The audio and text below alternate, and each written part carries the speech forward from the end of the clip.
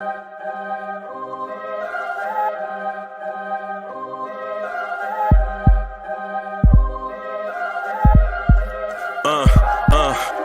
rank where the view is nothing less than phenomenal for how I express and project from my abdominal. The only view better, both my daddy and my mama know.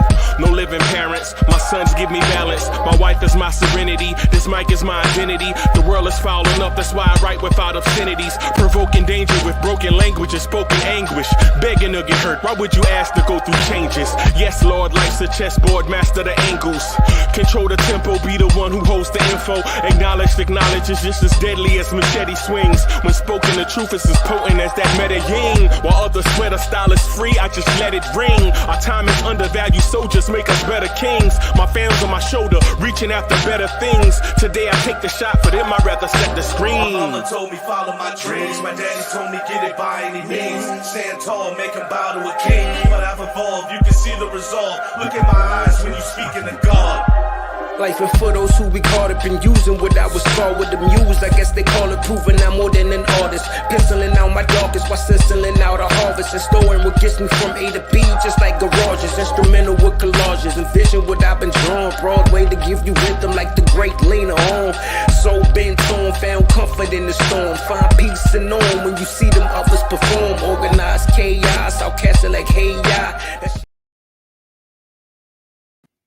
Yo, what's good?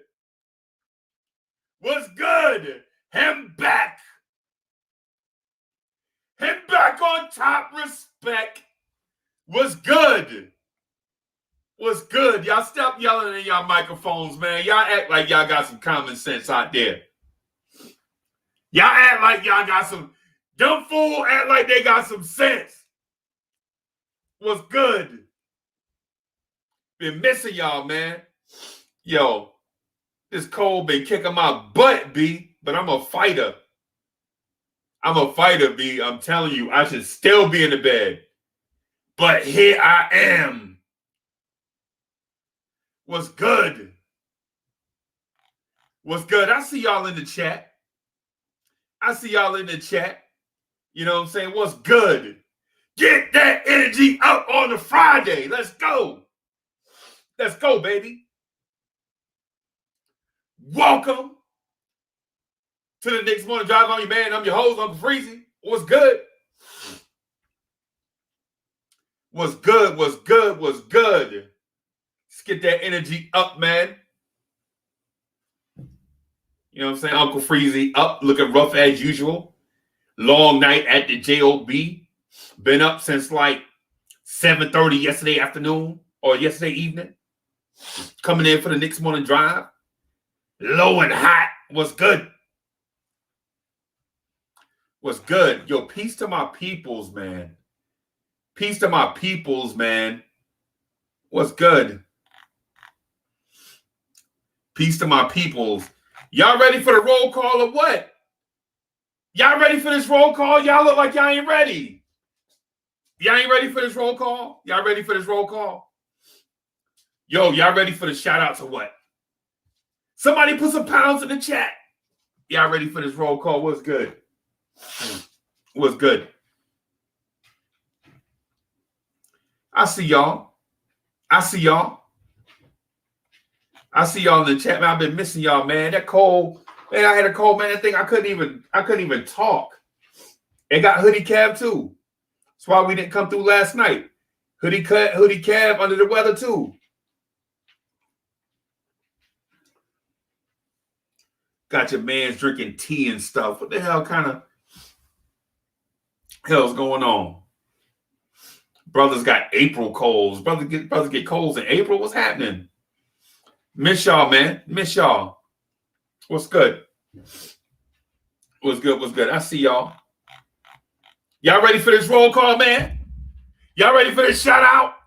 I'm still getting used to this microphone and this thing, by the way. Somebody told me I needed to upgrade my tech. I'm trying to upgrade my tech. I'm trying to upgrade my... Chop Low's in the building. Chop Low's my brother, y'all. Y'all ain't even know that. Chop Low legit. Me and Chop Low brothers by blood and relation. Chop Low, that's my brother. Sin Miz is in the building. Top of the top. See that cold still trying to jump on me. Let me drink some tea. Let me drink tea. Sin Miz in the building. What's good? Sin Miz. Andrew Collier was good. I see you. 19 comment NYC 84. Bam, what's good? What's good? What's good? What's good? I see y'all. I see y'all. I thought I saw some more people in the chat. Kane Jerry was good. I got to get an air horn just for Kane Jerry. So every time I say Kane Jerry, y'all hear some like, You know what I'm saying? Kane Jerry was good. Delano Steele, the original DSJ, was happening. All Future Gaming was good. Was good. I see y'all. Wayne Peterson, let's get it. Christian Fortune was good. For a trade was happening. Was happening, baby. South Brooklyn, I see you. I see you. Yo, I was sick. And I watched that Boston Celtics game. And I was sicker. Right?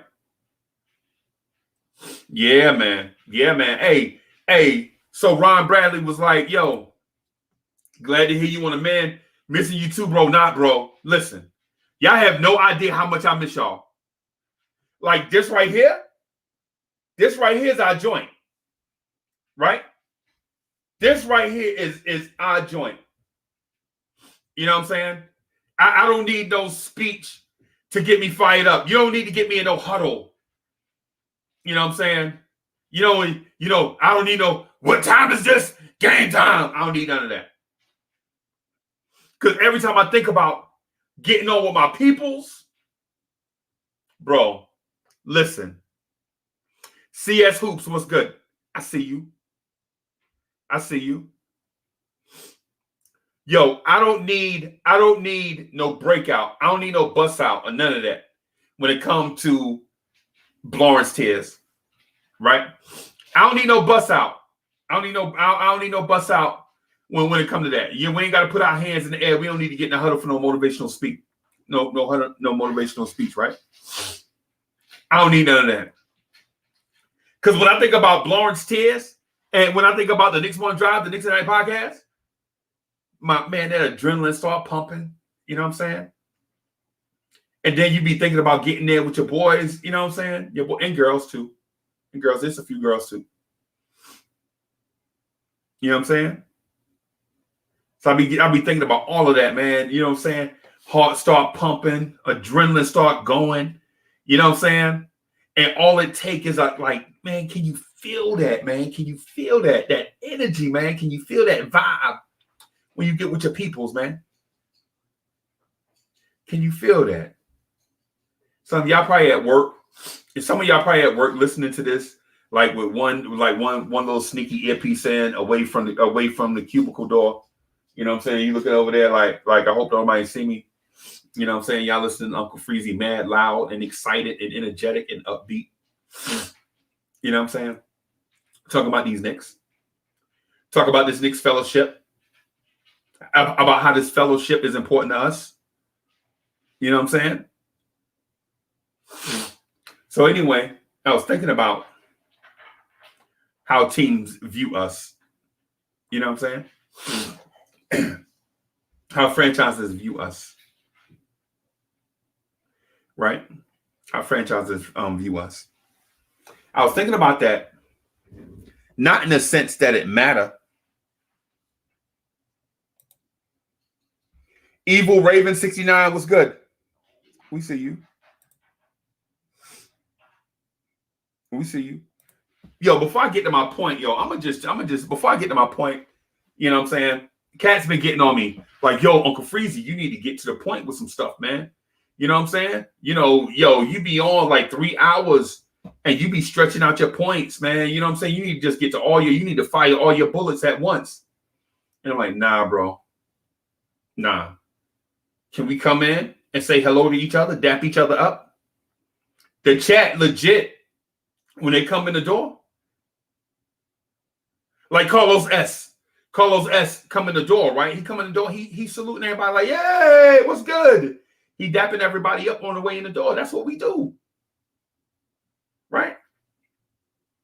This ain't like a big boy live stream where it's like 2,000 people watching and people don't even know each other. This like the local barbershop talk right here. This like the local restaurant right here. Like when cats walk in the door, you be knowing people. You know what I mean? And we wanted to be like that. We wanted to be mad cozy in a sense, you know what I'm saying? When people come in and you know what I'm saying? When people come in the door, I'll be like, yo, there go Christian Fortune right there. What's good, fam? You know what I'm saying? Look like when CP the artist come in with his big ass ego. CP the artist just come in like, yo, y'all talking about something that I said? I told you I was right. We like, CP, just say hello first. CP the artist, say hello first. And then throw your ego out there. You know what I'm saying? Like when I see Chop Low get in the chat, I'll be like, yo, Chop Low is in the building. Chop Low is in the building. You know what I'm saying?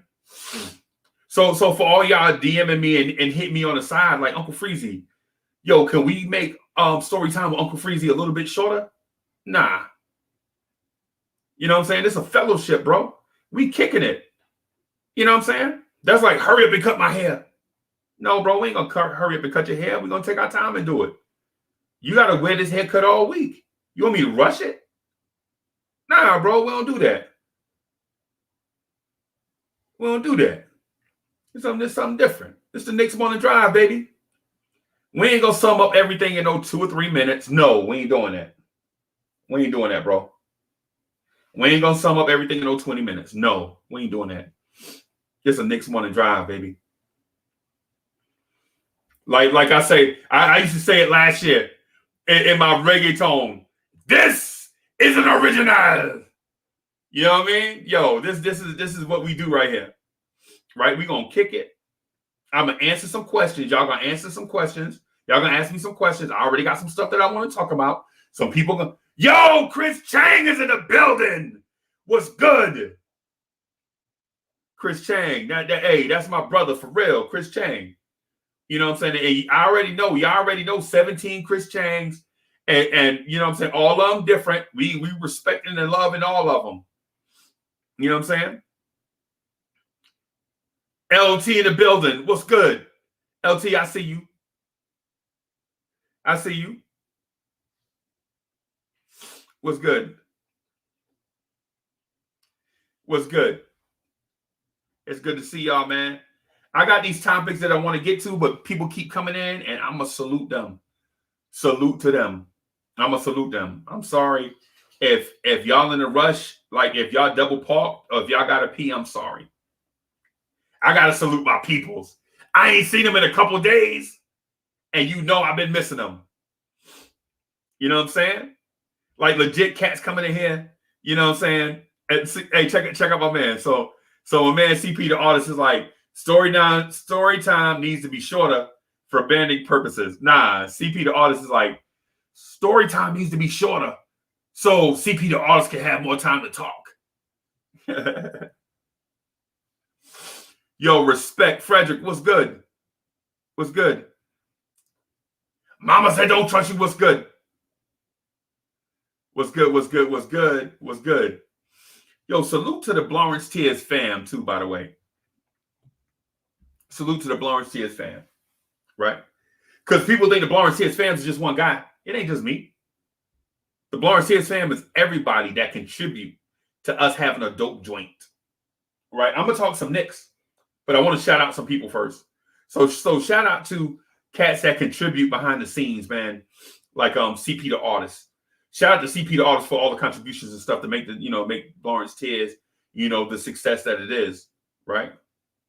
Shout out to RC Creative. Shout out to City for Real. Shout out to Hoodie Kev. Shout out to Free Keith, Charles B, Chuck B, whatever you want to call him. The Ghetto Intellect. the original DSJ, Boost Mobile, who holding it down for us in the comment section. So, hey, salute to all the mods, man. The mods, man. Salute to the mods, man. That's holding it down for us, protecting us from them dumb trolls. You know what I'm saying? Shout out to everybody that contributed on Knicks at Night podcast, man. So let me get to these Knicks. Let me ask y'all a question first. Let me ask y'all a question first. And this is me asking y'all. Nigel Smith, what's good? Salute to Jamaica, by the way. Salute to Jamaica. Right? Yo, I have friends. I have, in an attempt not to sound like the village idiot, but I do have friends with Jamaican roots. And I do have family members from the Caribbean, and they in-laws. You know what I'm saying? My wife people, Miss Mocha, her people, is from the Bahamas. You know what I'm saying? So shout out to the Bahamas and the Caribbean. You know what I'm saying? But I want to ask y'all a question.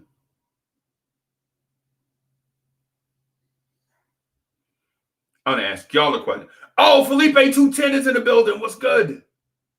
Felipe 210, what's good? Hey, 210, you got to get back up here, baby. You got to get up here and talk.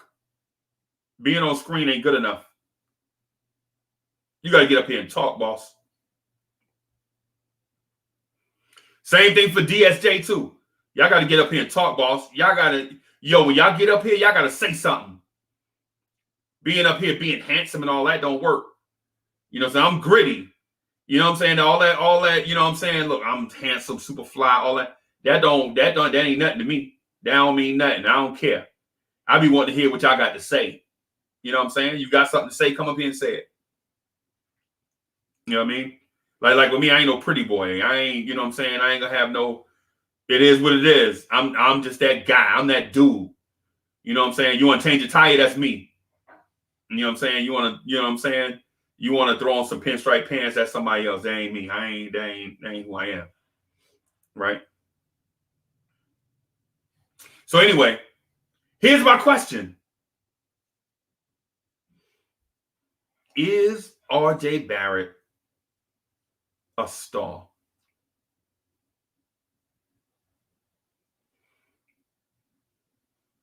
I'm talking to you. And y'all heard what I said. Is RJ Barrett a star?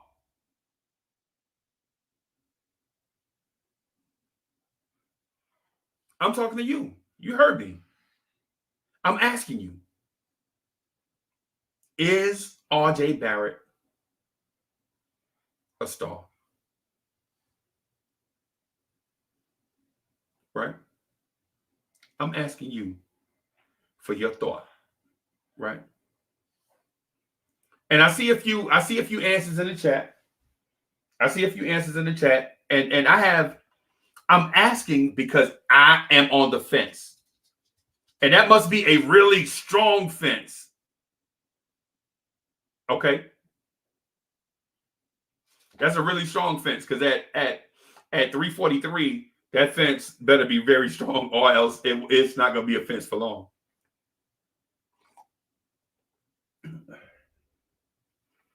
Is RJ Barrett a star?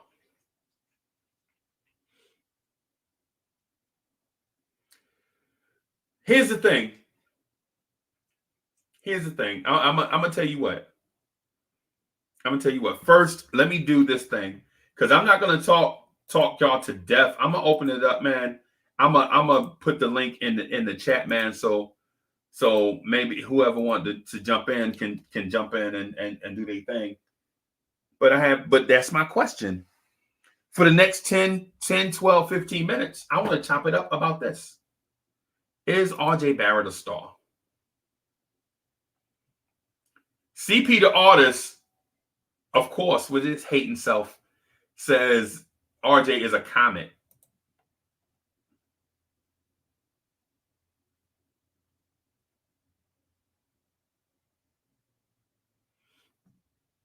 Is RJ a star? right? So I got something for you, right? Because I know y'all are smart. And listen, I may be one of the only people that do this that give you credit for being smart, but I don't care. I don't have an ego like that. I know most of y'all are smart and passionate. And passionate, right? I know most of y'all are smart and passionate. And a lot of times when y'all talk about stuff, y'all think things out. Oh, geez, ham and turkey. The egomaniac is here. Good morning, CP the artist. I hope that you're the one. If not, you are the prototype. That song was on my mind this morning. Oh, Lord have mercy. Cheese and crackers. What's going on? Yeah. What's up, baby? See, your skin looks glistening and it's nice. You know, it look like you had some good sleep. You know what I'm saying? Finally, you look very effervescent. Me? You. Yeah, you. Me? I look like, man. I wash my face with ivory. Mm-hmm. That's it. I don't get down like I might throw on cologne maybe once in a while, maybe once a month, something like that. Depending on where me and Miss Mocha going. Okay.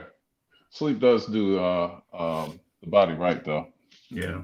It really makes a difference. Yeah. So the topic was, is RJ Barrett a star? I said in the chat, he is a comet. You don't know what type of damage you're going to get yet. It could be Halley's Comet. It could be this big old asteroid. We don't know yet. But we do know that he's coming. He's coming. And it's far, far away, but he's coming. And I am optimistic at 20 years old and seeing his growth and development that he's showing signs that he's gonna make this league notice him. And that's one thing I always admired about RJ Barrett was he got that dog in him. I wish the draft picks that we had was Frank, Kevin Knox, Obi. If they could have just put RJ blood sample into them, we would have like 4 or 5 players that we could depend on for the future. RJ Barrett is kind of like Captain America. They gave him the super serum, and everybody needs to replicate that super serum. So that's my answer to that. He's coming. He got that dog in him. That's one thing I love. One thing I would love about a player is his dog. And RJ Barrett, he was born with that dog mentality.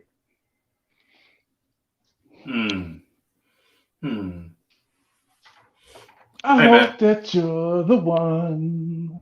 If not, I can't even recognize that song. What song is that? Come on, man. That's Outkast, man. Prototype. Oh, I didn't. Hey, man, I didn't even recognize. I'm sorry. I mean, no disrespect. I love Outkast, by the way. Yeah. I love. I love Outkast. But listen. What's up? So I got a question for you. So here's the thing. I have a statement for you. If RJ Barrett was putting up these numbers in an obscure NBA town, people would call him a star. If RJ Barrett, I'm gonna check his numbers, right? So if RJ Barrett, I'm gonna just say this one thing. I saw a tweet by Jonathan Wasserman, and I hope I don't get it wrong. I couldn't find the tweet. I had been looking for it for a while. I was looking for Wasserman's tweet because I wanted to give him credit for what he said. Mhm. And I can't find it now. I can't. That's okay. I can't find it now. But he said I think he said something to the extent of since January, RJ Barrett is shooting 47.5% from three. Since January. Yeah. 47.5% from three. Mm-hmm. 40. Think about what I'm telling you. Dude, that's better than Devin Booker. Devin Booker's a shooter, right? Let's not go too far. Okay. You're going a little too far. So the sample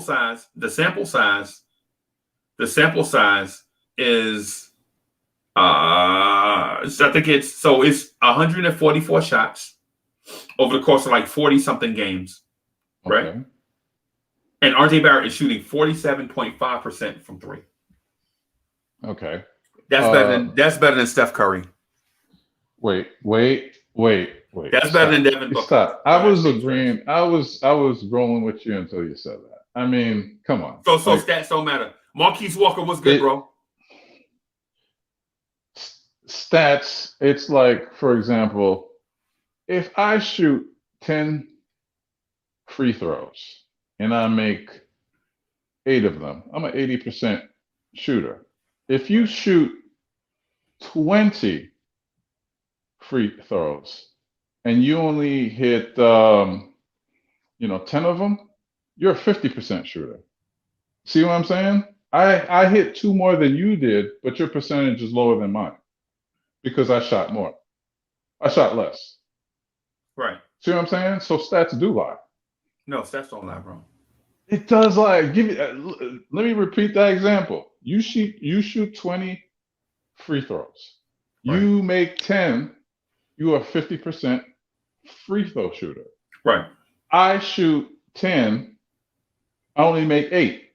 Right. I'm an 80% free throw shooter. Right. See what I'm saying? Right. We don't know what the stats will be if I kept on shooting more than just 10. If I shot the same amount you would, what if I missed all the next 10, right. the next 10 shots? I would be below 80%. See what I'm saying? So we have to look at volume. So stats do lie. No. Oh, come on, it's too early in the morning for this, man. I wanted peace and love. Dude, don't come in the door if you didn't want the beef, bro. Todd Bobby's in the building. The Atlanta representative. What's good, Todd Bobby? It's good to see you, man. Hope all is well. I saw Jay Boogie in here. Jay Boogie, my brother, was good. Jay Boogie. Oh, I saw LT in here. Atlanta is representing. What's good? What's good? ATL. I don't want no beef with nobody from ATL because y'all know what I look like. I don't know what y'all look like. I don't want to be walking in Lenox Mall and get snuck. No, we ain't doing that. Because of my Knicks opinion. No, we don't do that. we don't believe in violence, bro. But we do believe in keeping it real, though. I don't know. Morocco Joe, what's good? What's good? All right, get back to you, man. So here's the thing. Here's the thing, bro. Facts are facts. Facts are not facts. Facts are facts. Believe it or not. You are who your resume says you are. You don't want to give RJ Barrett credit for shooting 47.5% on 144 attempts. But do you remember when Frank was hitting 50%? No, those are not. That's not the same. It is the same. No, Frank sample size. You said stats are stats. No, not in this context. Stats. It is the same context. So what's Frank shooting now? He's not shooting at all. He's not even playing. Yeah, right. That sample size is still small. I remember when, and I'm it's story time with CP. Okay. Well, it's the abbreviated version. It's the It's the Cliff Twitter Notes. version. It's the Cliff Notes. Okay, I got you. It's a Twitter version. You are like you do like a whole TED talk on your stories. TED Talks So- are popular, bro. I get something out of TED talks. But listen, Frank, right? I remember when people were like, "Oh, he's 50% from the corner 3." Right. I'm like, we talk about the same Frank. Like, I'm a Frank defender, but my thing Right. is like, I'm a realistic Frank defender. I'm not gonna be like, I mean, if my life was dependent on it, you know what I'm saying? Would I want Frank to shoot Hey, did you see for my this? life? No. Did you see? Hey, did you see this? CP, I want to get. Okay, yeah, hit me up on the back end, cpdaughters.com. Pause. Yep. Ah, shit. Always get me every time. But yeah, I don't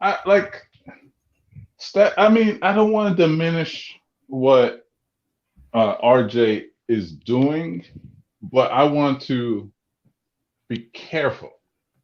I want to be careful not to heap like all this whatever. He's still in development. He's still, has a high ceiling. You know what I'm saying? A really high ceiling. And I don't want to like poo-poo his accomplishments and what he did or anything. CP, before you say that RJ sucks, let me tell you this. I did not. In the last four games, RJ Barrett is shooting 74.5% from 3. Uh-huh. In the last 4 games. How many shots? I don't know. A lot. You know the stats. See, this is what you do, right? I analyze you. Pause. And I think that you want to get me riled up. No, I don't. Yes, you do. Yes, No, you I don't. You played. You are the antagonizer. You are Baron Zebo. No, man. You are Baron. You saw Civil War, right? Yeah. Yeah. Yeah. You're trying to get the Avengers to hate each other. No, I'm not. Mm-hmm. RC Creative was good. No, I don't. Because listen, it's on one channel, so I want success for both. Why would I say I don't want success for one part of the channel? That's crazy. Think about that. You want people to hate me, and you know you do. No, man. Okay. You want to be the alpha light skin. No, I don't. Man, You that's sure you not don't want to be the alpha light skin? No. Listen. Here's the thing. So I'm old enough to realize when you're around smart and talented people, you let smart and talented people do their thing, especially if they're better at it than you. Then back out of the way and let them do their thing because both sides benefit. Mm-hmm. Right? Well, why would I try to snuff out talent in order to make myself look bigger if somebody else can do it better? No, I'm benefiting. I will say this. That 6 for 6 from 3 wasn't a fluke. He was hitting them with confidence, man. Yes, I'm telling you. He hit those. To hit 6 threes, without missing, right, in an NBA game, that's impressive. And all those buckets were needed. Right. And it showed. I'm not gonna go as far as say that he's clutch yet. No, we ain't going that far now. Slow down. I haven't seen that clutch now. I think the reason why is because of Tom Thibodeau. I've been saying on Twitter for the last couple of weeks was this, right? From the first quarter to the third quarter, it's Randall time. But the fourth quarter needs to be RJ Barrett time. Win or lose, we have to give him the ball to become the closer. And it's only logical for 2 reasons. Number one, he's our franchise. Number two, Julius Randle is usually wasted. He's usually It was cat at the barbershop when we got there at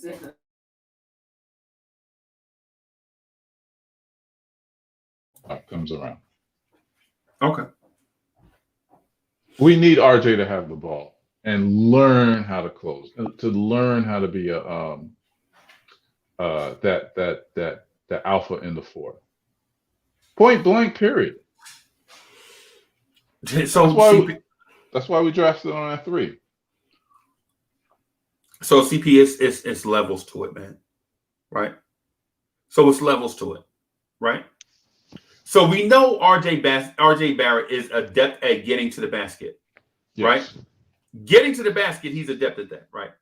Finishing at the basket, not so much, right? Mm-hmm. That soon come. That soon come, right? Soon come. With you know what I'm saying, with some off-season work, some film study, some gym, some weight, some physical training, all of that stuff. That soon come, right? The jump shot, though, we thought that was 4 years away, and guess what? Here it is. Bam. Right? Okay, hold on. I disagree with you a bit because number one, I think he but you finish. You didn't let me finish. Okay, I'm sorry. I'm on my third cup of coffee. I apologize. It's all good because we understand that CP the artist is CP the egomaniac, but we love it. We love it, bro.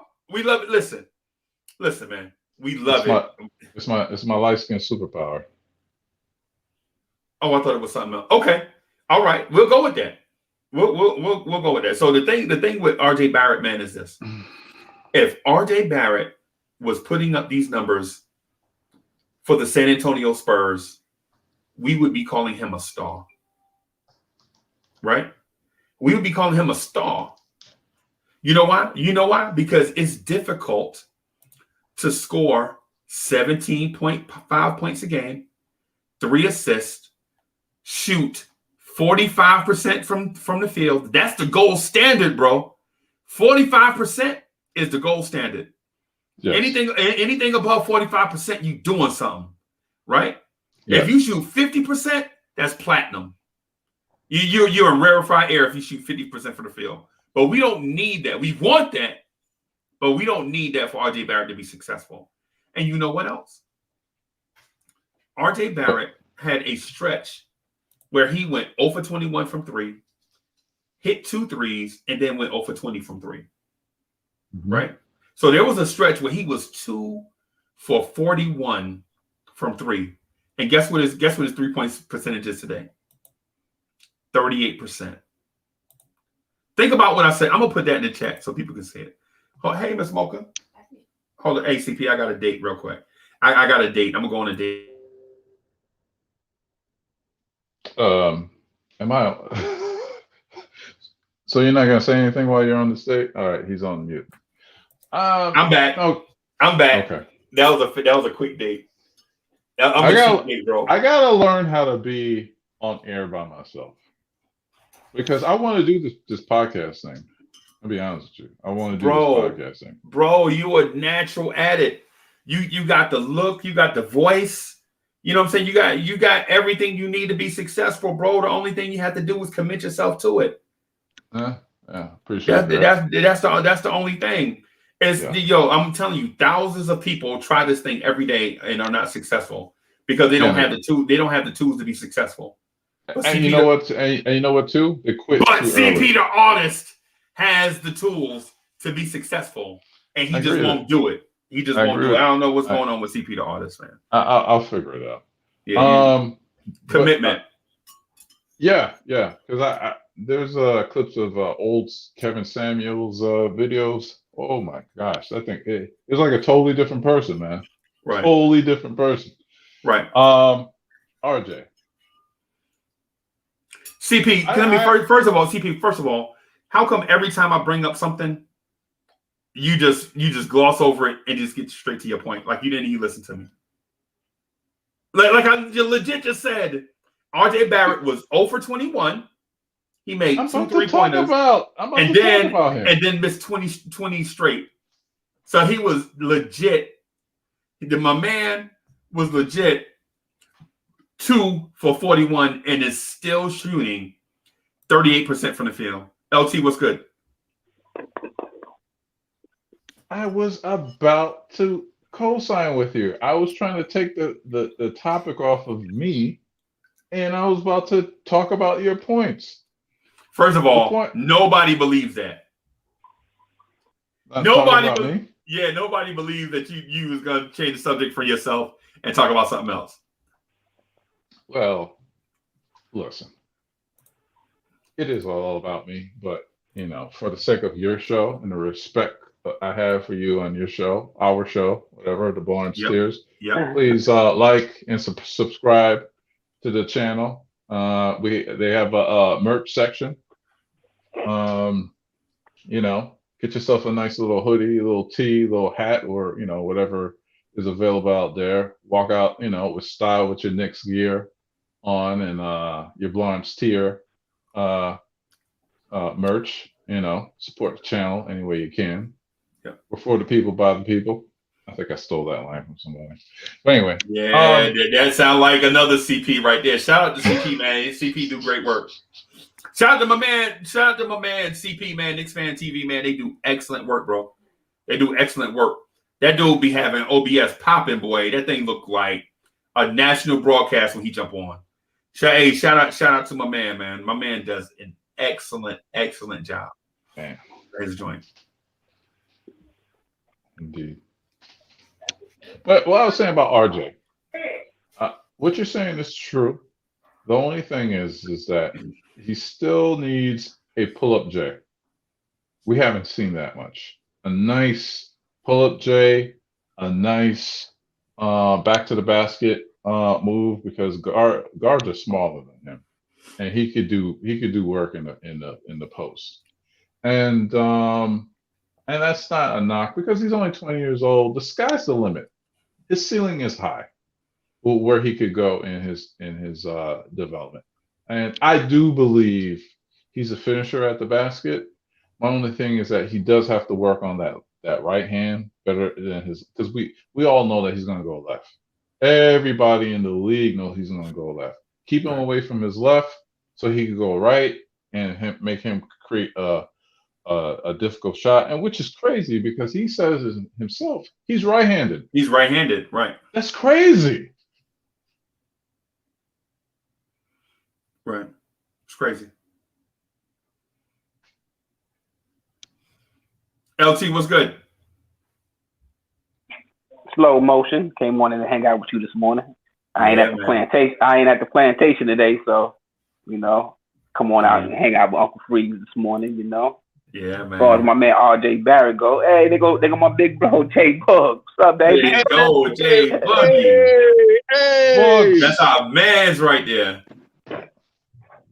Hey. That's our man. What's good, bro? Man, I ain't on no road, man. I hang out with you too, man. I'm trying to do a little quick take. Yeah, them little quick takes and getting off because I'm at work. I ain't working today. I'm coming to rock with y'all. So y'all already know what time it is. Get your love buttons up. You know what I'm saying? Press that button. Stand up on it. We rocking this morning. Good morning, world. Good morning, LT. Good morning, what up, CP. baby? Good morning. Good morning, my brother. Good morning. We're about to blow the show up this morning, baby. We in the building this morning. We in the building this morning, man. Yeah. We in the building. Y'all get them likes up for your man. Get them likes up, baby. Get them likes up. We in the building. We in the building this morning. I ain't at the plantation this morning. I'm hanging out. Yeah, man. Uncle Freezy rocking with the best. The best is in the building. What's good? Yes, Lord. Yeah, man. Yeah, man. Yeah. Freeze. Hey. Oh, RJ, that's my boy. That's my boy though. Freeze. And like I tell the guys on the show, it's an honor and a privilege to watch this young blood work. You know what I mean? And I want him to make mistakes. Do I want him to make the kind of mistake he made that turnover the other night? No. See, I would have rather a bad shot in that sequence because we never got a chance to get back on defense, which allowed them Jaylen Brown to score on the fast break. Right. But he did come to redeem himself. Right. But he the only one that made a mistake, man. And see, as soon as he made the mistake, he knew he was wrong. right? He knew he was wrong and messed up. But you know what else though? After we turned the ball over, or on that turnover, Elfrid Payton on the break, man, why you defending the guy on the outside with the ball? The fundamental play is get in the middle of the floor and make them kick it out to the wing, make the ball handler make a decision. He was defending the guy on the wing with the ball and mess around, and RJ Barrett tried to take the charge from Jaylen Brown and got the foul called on him. Mm-hmm. Right? If Elfrid Payton defends the guy in the middle of the floor and let RJ Barrett go to the wing and defend out there, then you don't get a foul call right there, bro. That's fundamental basketball. You close off the lane first. You know, you get one guy out to stop the ball, and you also close the lane. Elfrid Payton, oh my god, man! Look, man, yo, Free. That's why I try to tell everybody, like, it's many different forms of choking and execution. They see people think because you take the last shot, you miss the last shot, they say, oh, you choked. But there's so many things that go on in them sequence before you even take that last shot. It could be with 2 minutes left in the game, we start to choke. You understand what I'm saying? You know, Reggie Miller was infamous for going like that. So you start choking along the line because the pressure's on. Right. And these guys, our team has not learned how to finish these games yet, and it's starting to become a pattern. And they got to correct it, or we're gonna be in trouble. Right. And I think it comes from, and I ain't gonna lie to you, I think it comes from fatigue. You know how you be tired? If you be tired, you just make a mental mistake because you're tired. I think that's what it is, man. Because Elfrid Payton defending the ball on the wing. Why are you defending the ball on the wing on the break when you got baseline over there? Right? And nobody protecting the rim, Elfrid Payton. You a guard. You know you're more agile and mobile than a big or forward on the wing, man. You got to be able to put yourself in position to do both. You know what I'm saying? But he didn't. Yeah, basically, that's about what it. That's what it sounds like, man. You know what I mean? You leave RJ. You left RJ there to come from way across the court to try to get in front of Jaylen Brown, who probably a top 20 athlete in the league. You know what I'm saying? Come on, man. Come on, dog. We gotta do better right there. Or you know what he could have did? You know what he could have did, which made more sense? Foul that man 40 feet away from the rim before he can get a shot up. So they take the ball out of bounds. Okay. Right? So it's a foul on the floor, right? So it's a foul on the floor with no shot. And then they gotta earn those 2 points from an out of bounds play. As opposed to my man getting an and one on RJ Barrett. I mean, yeah. But yeah, the fatigue is an issue with our team. Tibbs has to open up that bench. I mean, if you're gonna give Obi 8 minutes, 12 minutes, you could give Frank and Knox with, look, not everybody, right, is going to score. But sometimes there's strength in just relieving a player and giving them a little bit more rest time so they could be more refreshed by throwing in a couple of people at the end of the bench, you know what I'm saying, and just hopefully that they could just contain, the situation. Back in the day, right? When we had Pat Ewing and we had John Starks, who took the boatload of the scoring, right?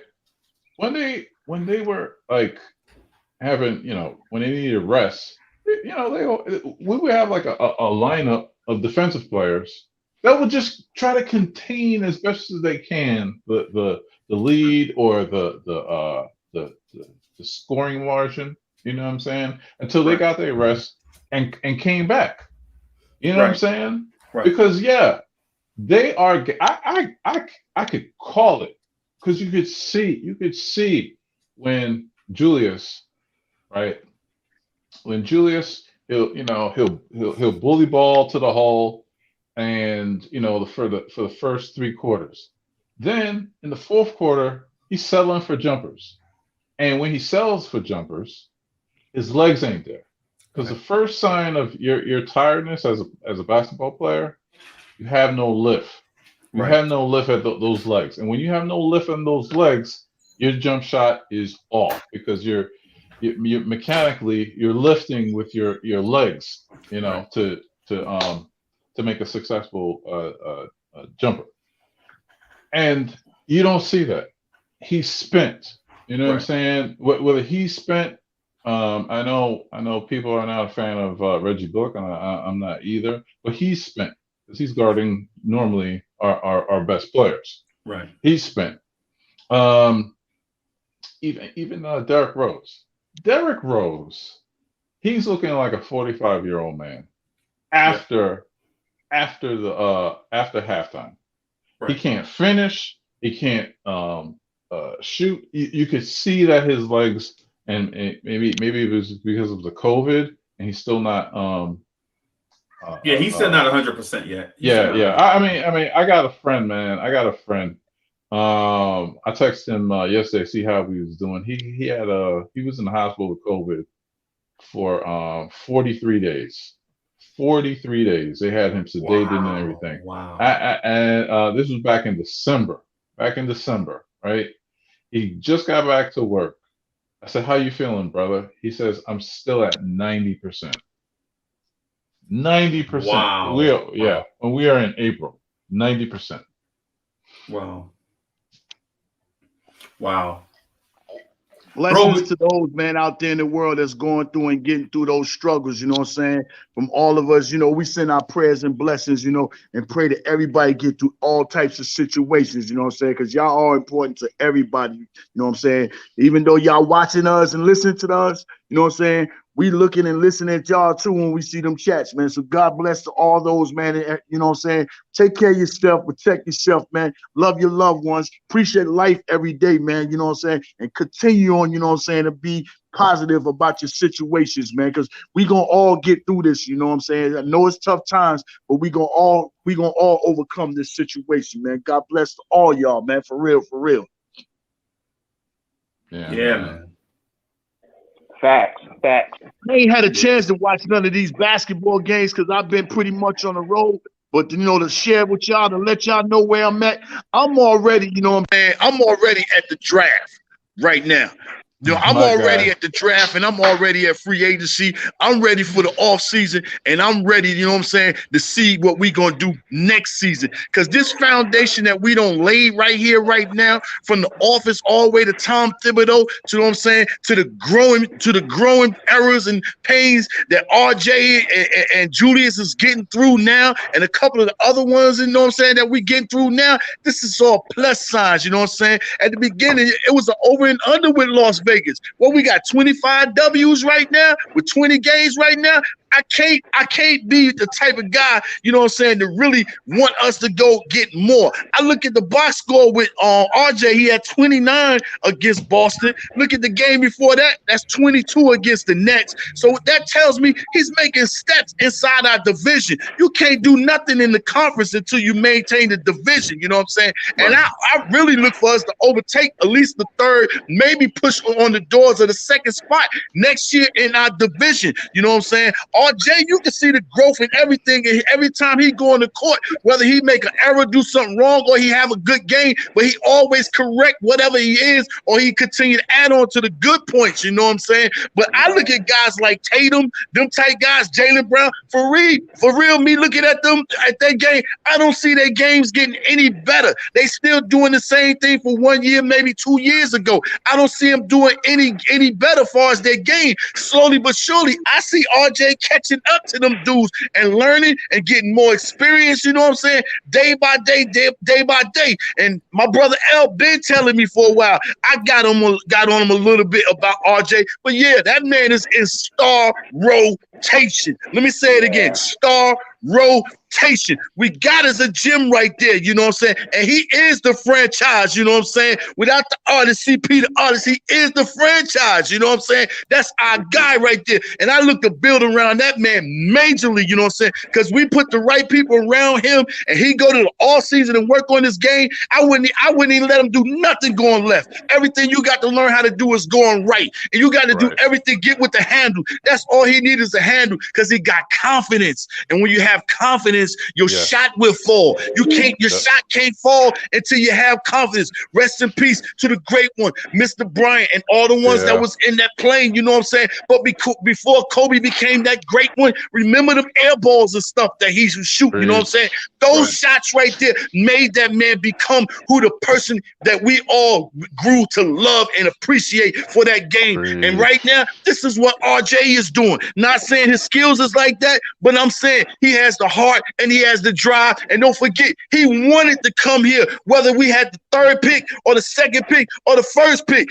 I believe he would have cried if we had the number one pick and we would have went and got that other boy. And I think he would have been mad he didn't come to New York. He wanted this. He was looking to take on this right here. So you gotta love and appreciate this guy right here, man. From everything he been doing, from the day he came in, you know what I'm saying, with his outfit in the lottery to right now, man. Everything he's doing is a great, man. I appreciate him, man. I just need the two captains. Now, when I tell you the captain, I ain't talking about the team. I'm talking about Leon Rose and Tom. I need them to be on the same page because Tom won't playoffs right now. Leon is looking for growth, you know what I'm saying? But this right here, free agency and draft, we got to do a collective things together, you know what I'm saying? And, and make our team that much better than what it is because we don't took off right now. All we waiting is for that man on that runway to wave the flag at the plane and say, take off, man. I know you on the runway, man. Take off, man. It's our time, man, right now, man. That's where I'm at, man. I don't even care about what happened the rest of the season. If we don't make the playoffs, I'm not going to be one of the ones that get mad and upset.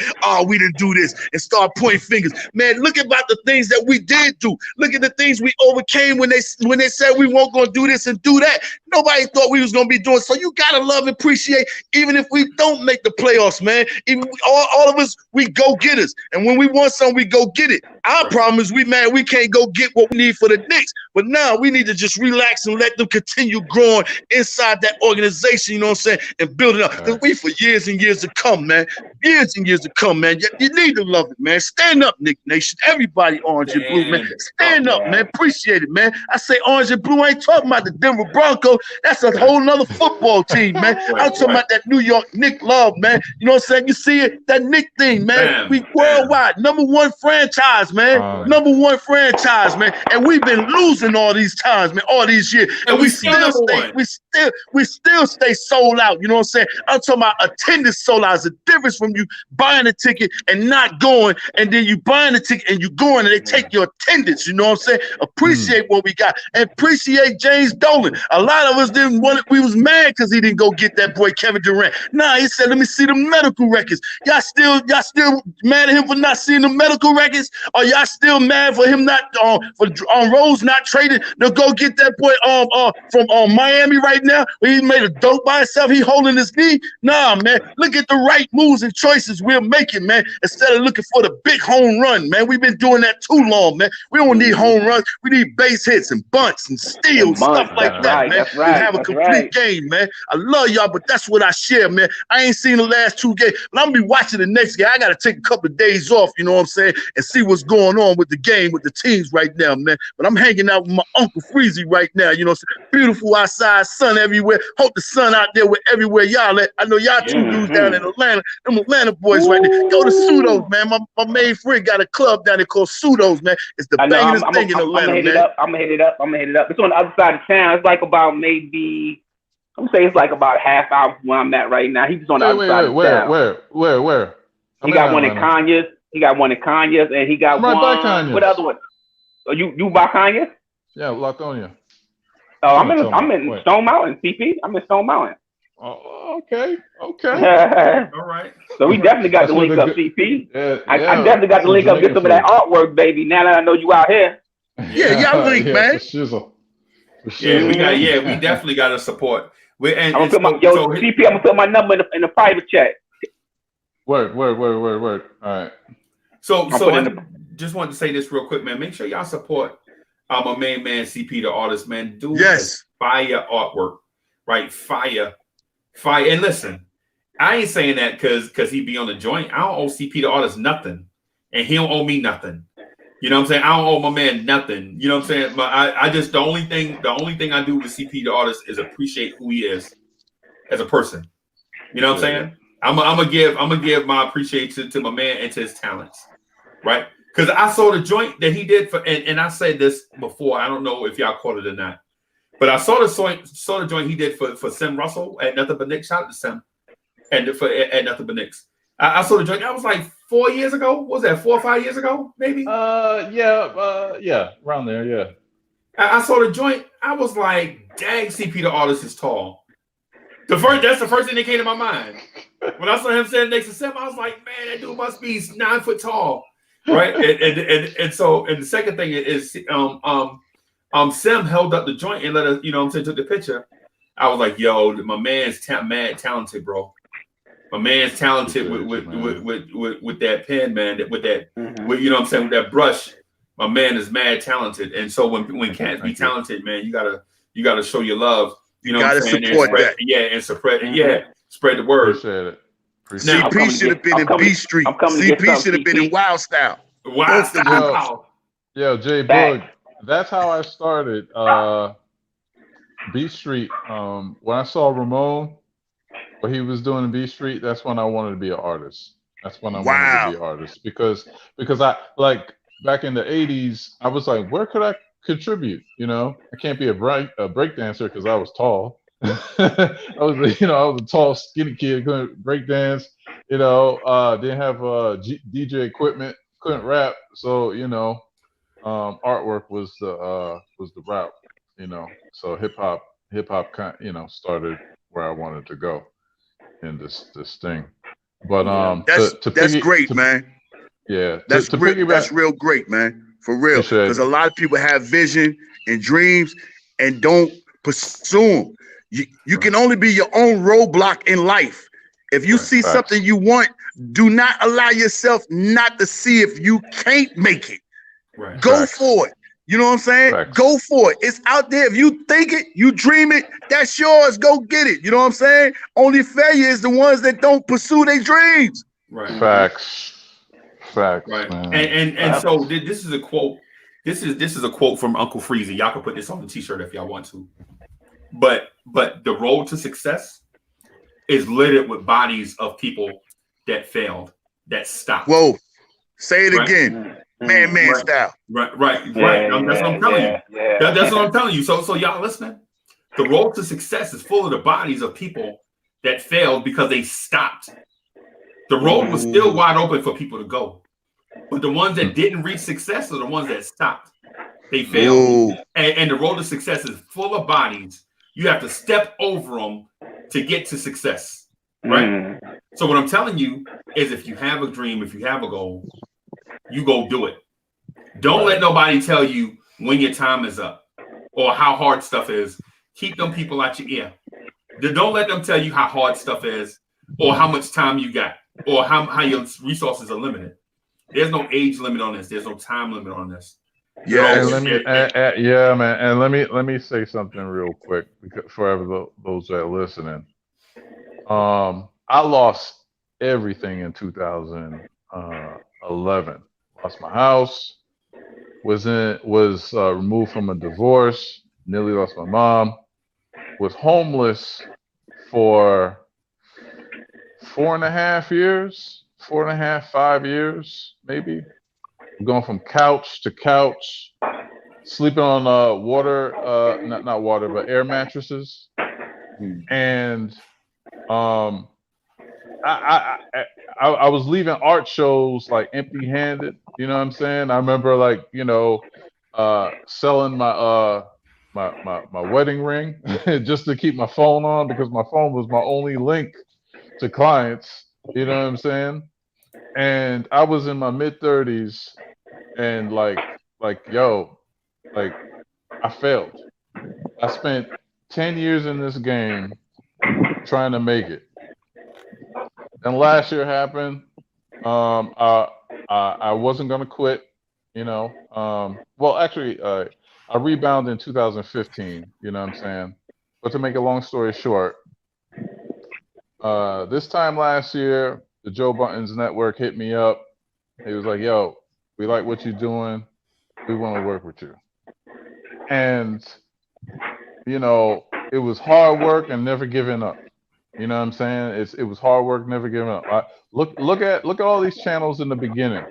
Whether it's Freezy's channel, whether it's nothing but Knicks, whether it's they all started off small, and then they became into a big conglomerate and made like household names. J Boogie is a household name. Yep. Like, Freezy is a Thank you. household name. You know what I'm saying? Like we have household names and we all connected through this thing because we're so passionate about what we is. I guess we could segue into the whole RJ Barrett thing. Is like he's going to be our household name. His grandfather was, God rest his soul, was watching Knicks games with him, and he became a Knicks fan. You know what I'm saying? This is a destiny fulfilled for RJ.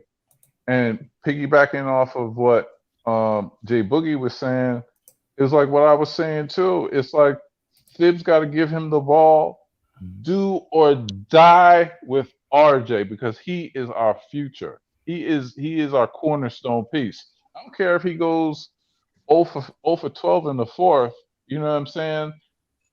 If he learns from his mistakes, which he has the pedigree to do, he has a pedigree to look at that tape, get back to the gym, and work on his limitations.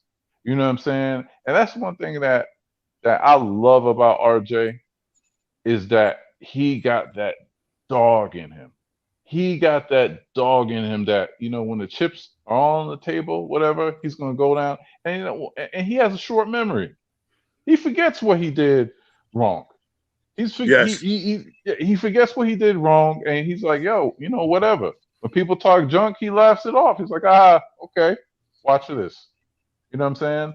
And whether we make the playoffs or not, that's what I've always been wanting to, the Knicks to do. And one thing I get frustrated with Thibodeau is we have a young nucleus, right? And understand making the playoffs will be a feel-good thing. But you know what? A feel-good to me is a return on our investment with these youth. You know what I'm saying? Like, yeah, we can make the playoffs this year and not make it next year if we don't develop a RJ into that weapon that he is. You know what I'm saying? If we still hold him back. Michael Jordan said of Dean Smith, the only one that could hold Michael Jordan back was Dean Smith. Mm-hmm. Yeah. And we can't allow Thibodeau to be the anti RJ. I want the ball in his hands, do or die, win or lose, in RJ's hands. Hey, fellas, I'm gonna step off real quick to go use the restroom. I'll be right back. Okay. G-Man. G-Man. What's good? What's good? I'm sitting here. I'm sneaking. I'm supposed to be at work right now. What you doing? Well, I work remote from home, and I answer calls for program. I'm a program manager, a project manager. I'm sorry. So when my different projects have questions, they call, email me, or whatever it can be every once in a while. So if I have to get off real quick because I just got a team, I'm on a Teams call, and Teams and StreamYard, they don't play well together at all, not even almost. So I just have to cut off real quick. But, I just want to get on real quick. I heard what your brother was talking about. First of all, Jay Boog, I'm glad you arrived safe back at your destination. Sorry we didn't get to salute, brother. You know what I'm saying? I'm sorry I missed that opportunity for sure, but we will designate some time that we can kind of link up and chop it up for real. CP, your story, my brother, I'm telling you right now, is one of the things that most people kind of gloss over and overlook, right? People generally don't care about what other people's struggles are until they start to struggle. And then once they go through the struggle, they appreciate, what it takes to get you to where you are, to where you've been successful. And the facts that you can kind of reach back and pull somebody else up out of that type of struggle is important as well. And that's kind of what these platforms are all about, right? We get up here and we talk about Knicks. We talk about, there's platforms out there for football. If you're looking for a platform for whatever it is you're into, you can find it. I promise you that. That's a fact. That's a fact. But I think where we differ is this. There is a bond when people go through a struggle together, right? After being in the military for 30 years, the dude that's in that foxhole next to me, that I'm putting my life in his hands, now that's a different kind of bond right there. That's a trust that never dies. So you could call me in the middle of the night and say, listen, this is where I am and this is what I need. And it could be my last, but guess what? It's yours. With no questions asked and no need for repayment or anything like that. And I think that's where we are in today's era right now. But I'm going to transition real quick because I don't know when I'm going to get my next call. So I need to get this out. I'm doing a speed thing here real quick. Do you, man? So for tonight, and I put it in the chat a few minutes ago. I think tonight, just based off of the couple close losses that we had and the manner in which we did it, I think the team comes out tonight with a different kind of energy. Not individuals. I think the team comes out tonight with a different type of energy, and it'll be obvious. And we normally do well in the first half, but this is how I tell we're going to be successful, depending on how we play the third quarter. That third quarter play has been a blessing and a curse. So the games that we've been successful in, we had a successful third quarter. We may have lost you go from an 18-point lead down to a 10-point lead going into the fourth, which in my eyes, the way we played the third is successful. But if you go on from an 18-point lead and then you're going into the fourth down by 2, that's not a good look at all. And it goes a lot to what you guys have already talked about, right? The legs not there. We spending all this effort on defense, all this energy. So of course at the end of the at the beginning of the fourth quarter, you ain't got no legs. You just out there going through the motion and hoping your guy's tired as you are. And again, hope is not a way that we want to win these games. So at the end of the day, I think Tibbs is going to have to, as we get further into the season and close to the playoffs, he's going to have to trust in the bench a little bit more. They may not be giving exactly what he wants, but what they do provide is a chance to rest Randall, a chance to rest RJ, and those guys that you need down the stretch. And this is why we always say, I read it in the chat all the time and listen to podcasts, and I would agree to the fact that we do not have a closer, right? But it's hard to build a closer if you're playing 40 minutes a game. Facts. I mean, let's be real. Nobody no human being, unless you are a box like Steve Austin, the $6 million man, and most of y'all too young to know who that is, right? I remember him. Come on, man.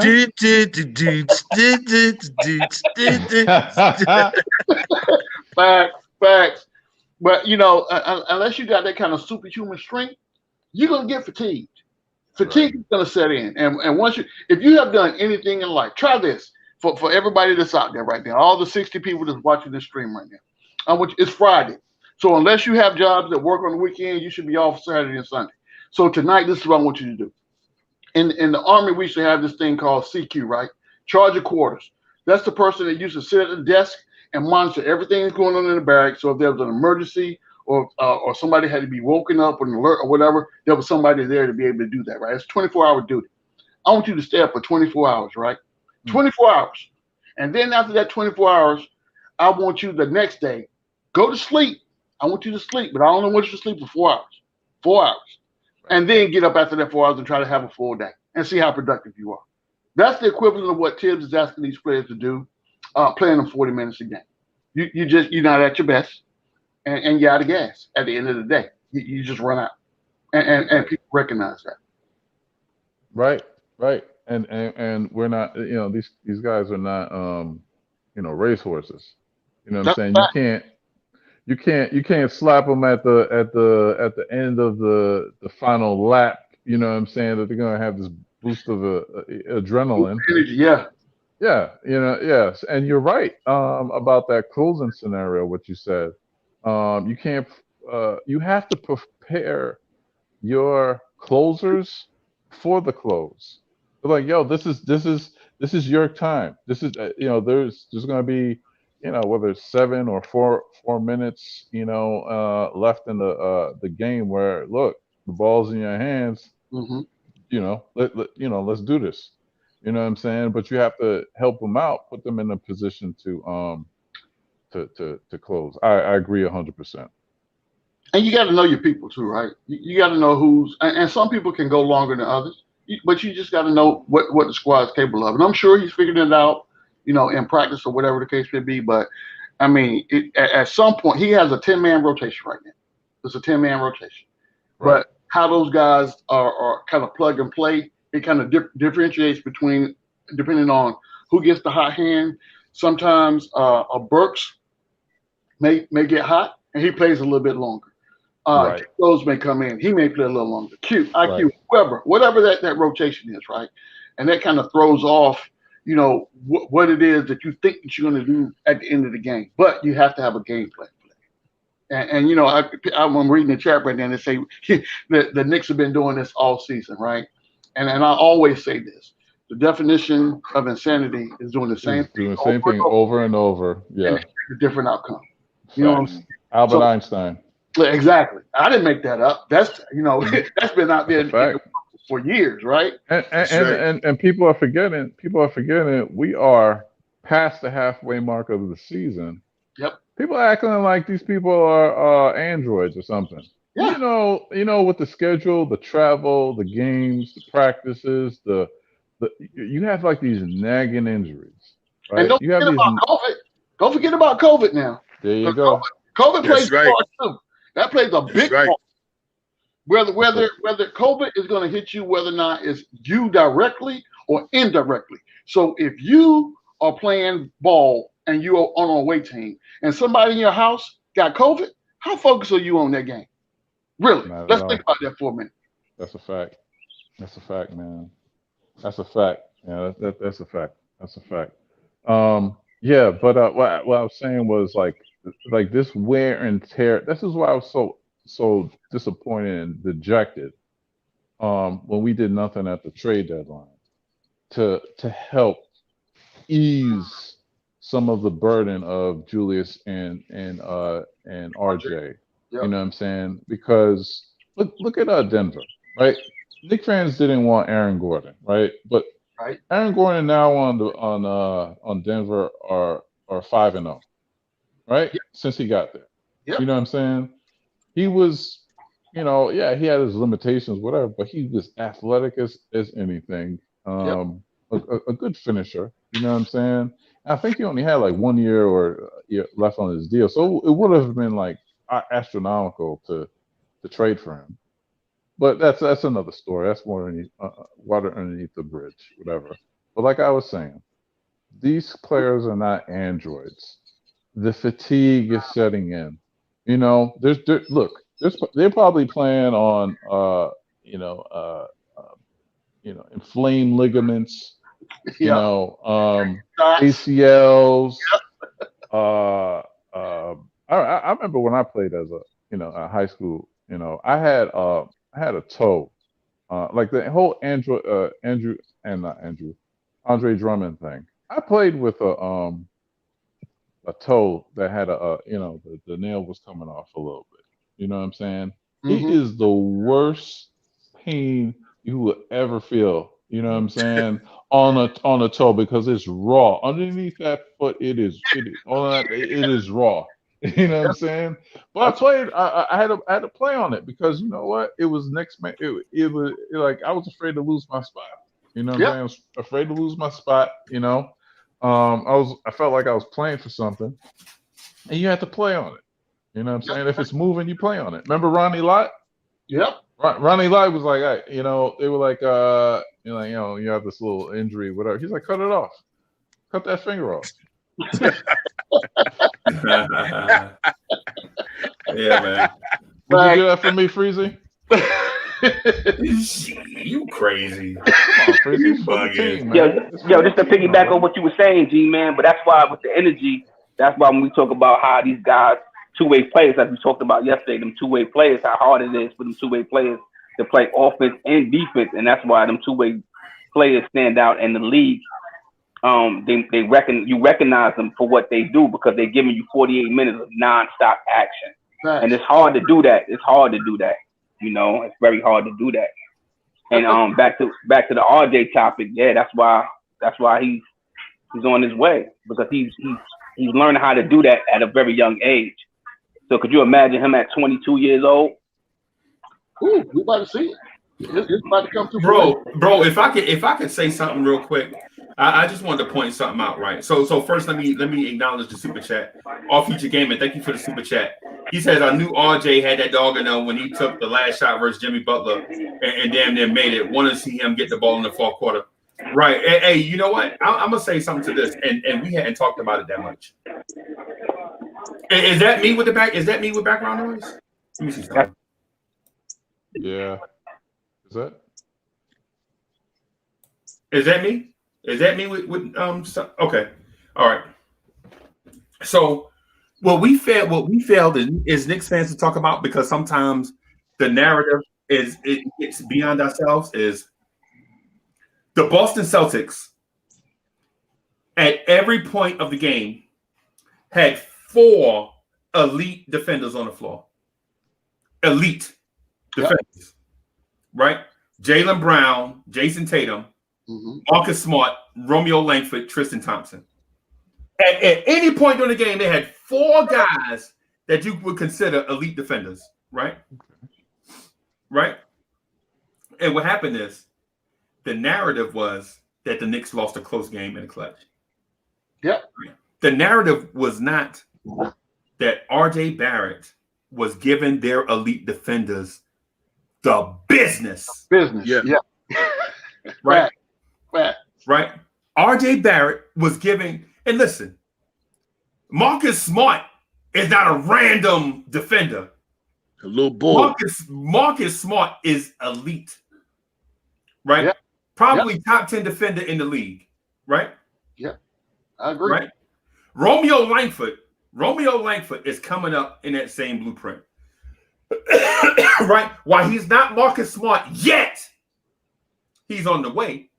Yeah. Mm-hmm. He is on Romeo Langford. His calling card is defense. That's why he's on the floor.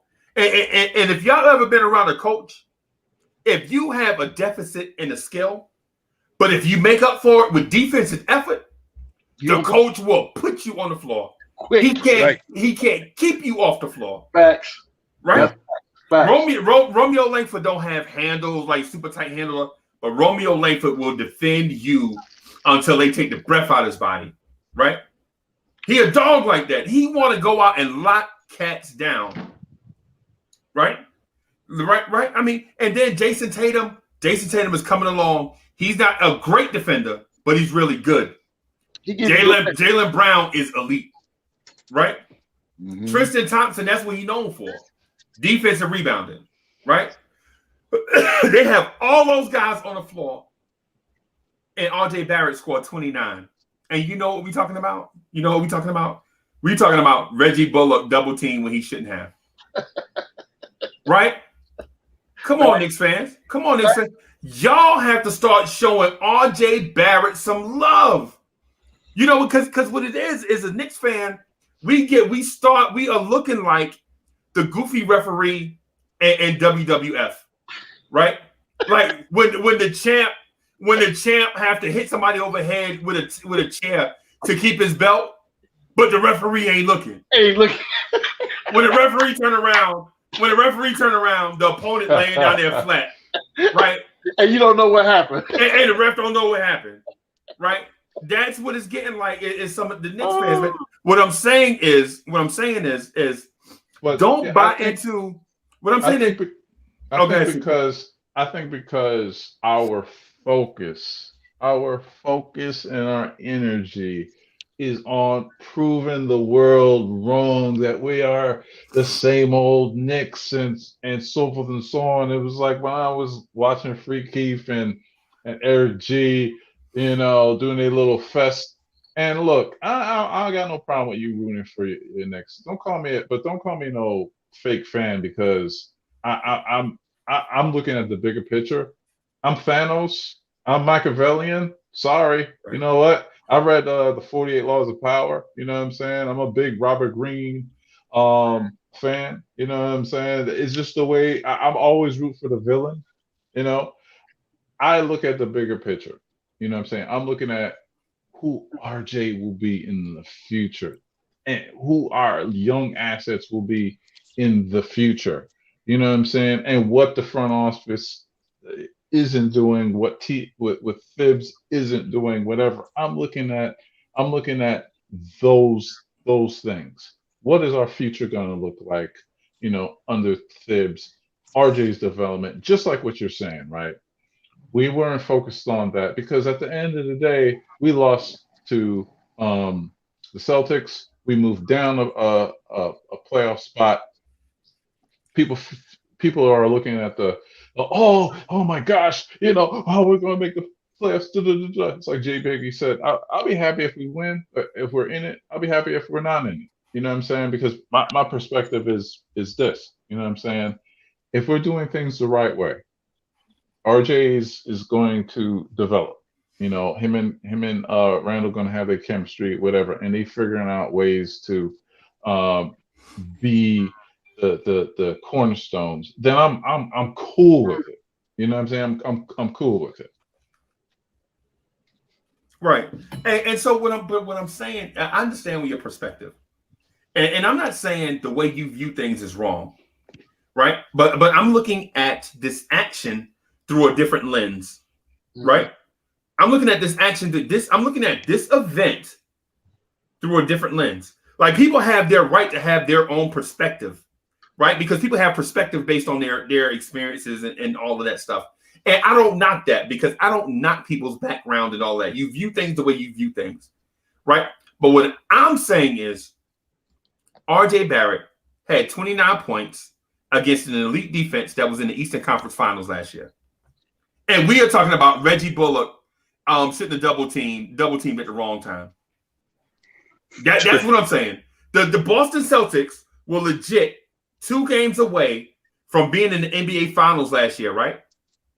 Right? They were 2 games away from being in the NBA Finals, and RJ Barrett put up 29 points on them.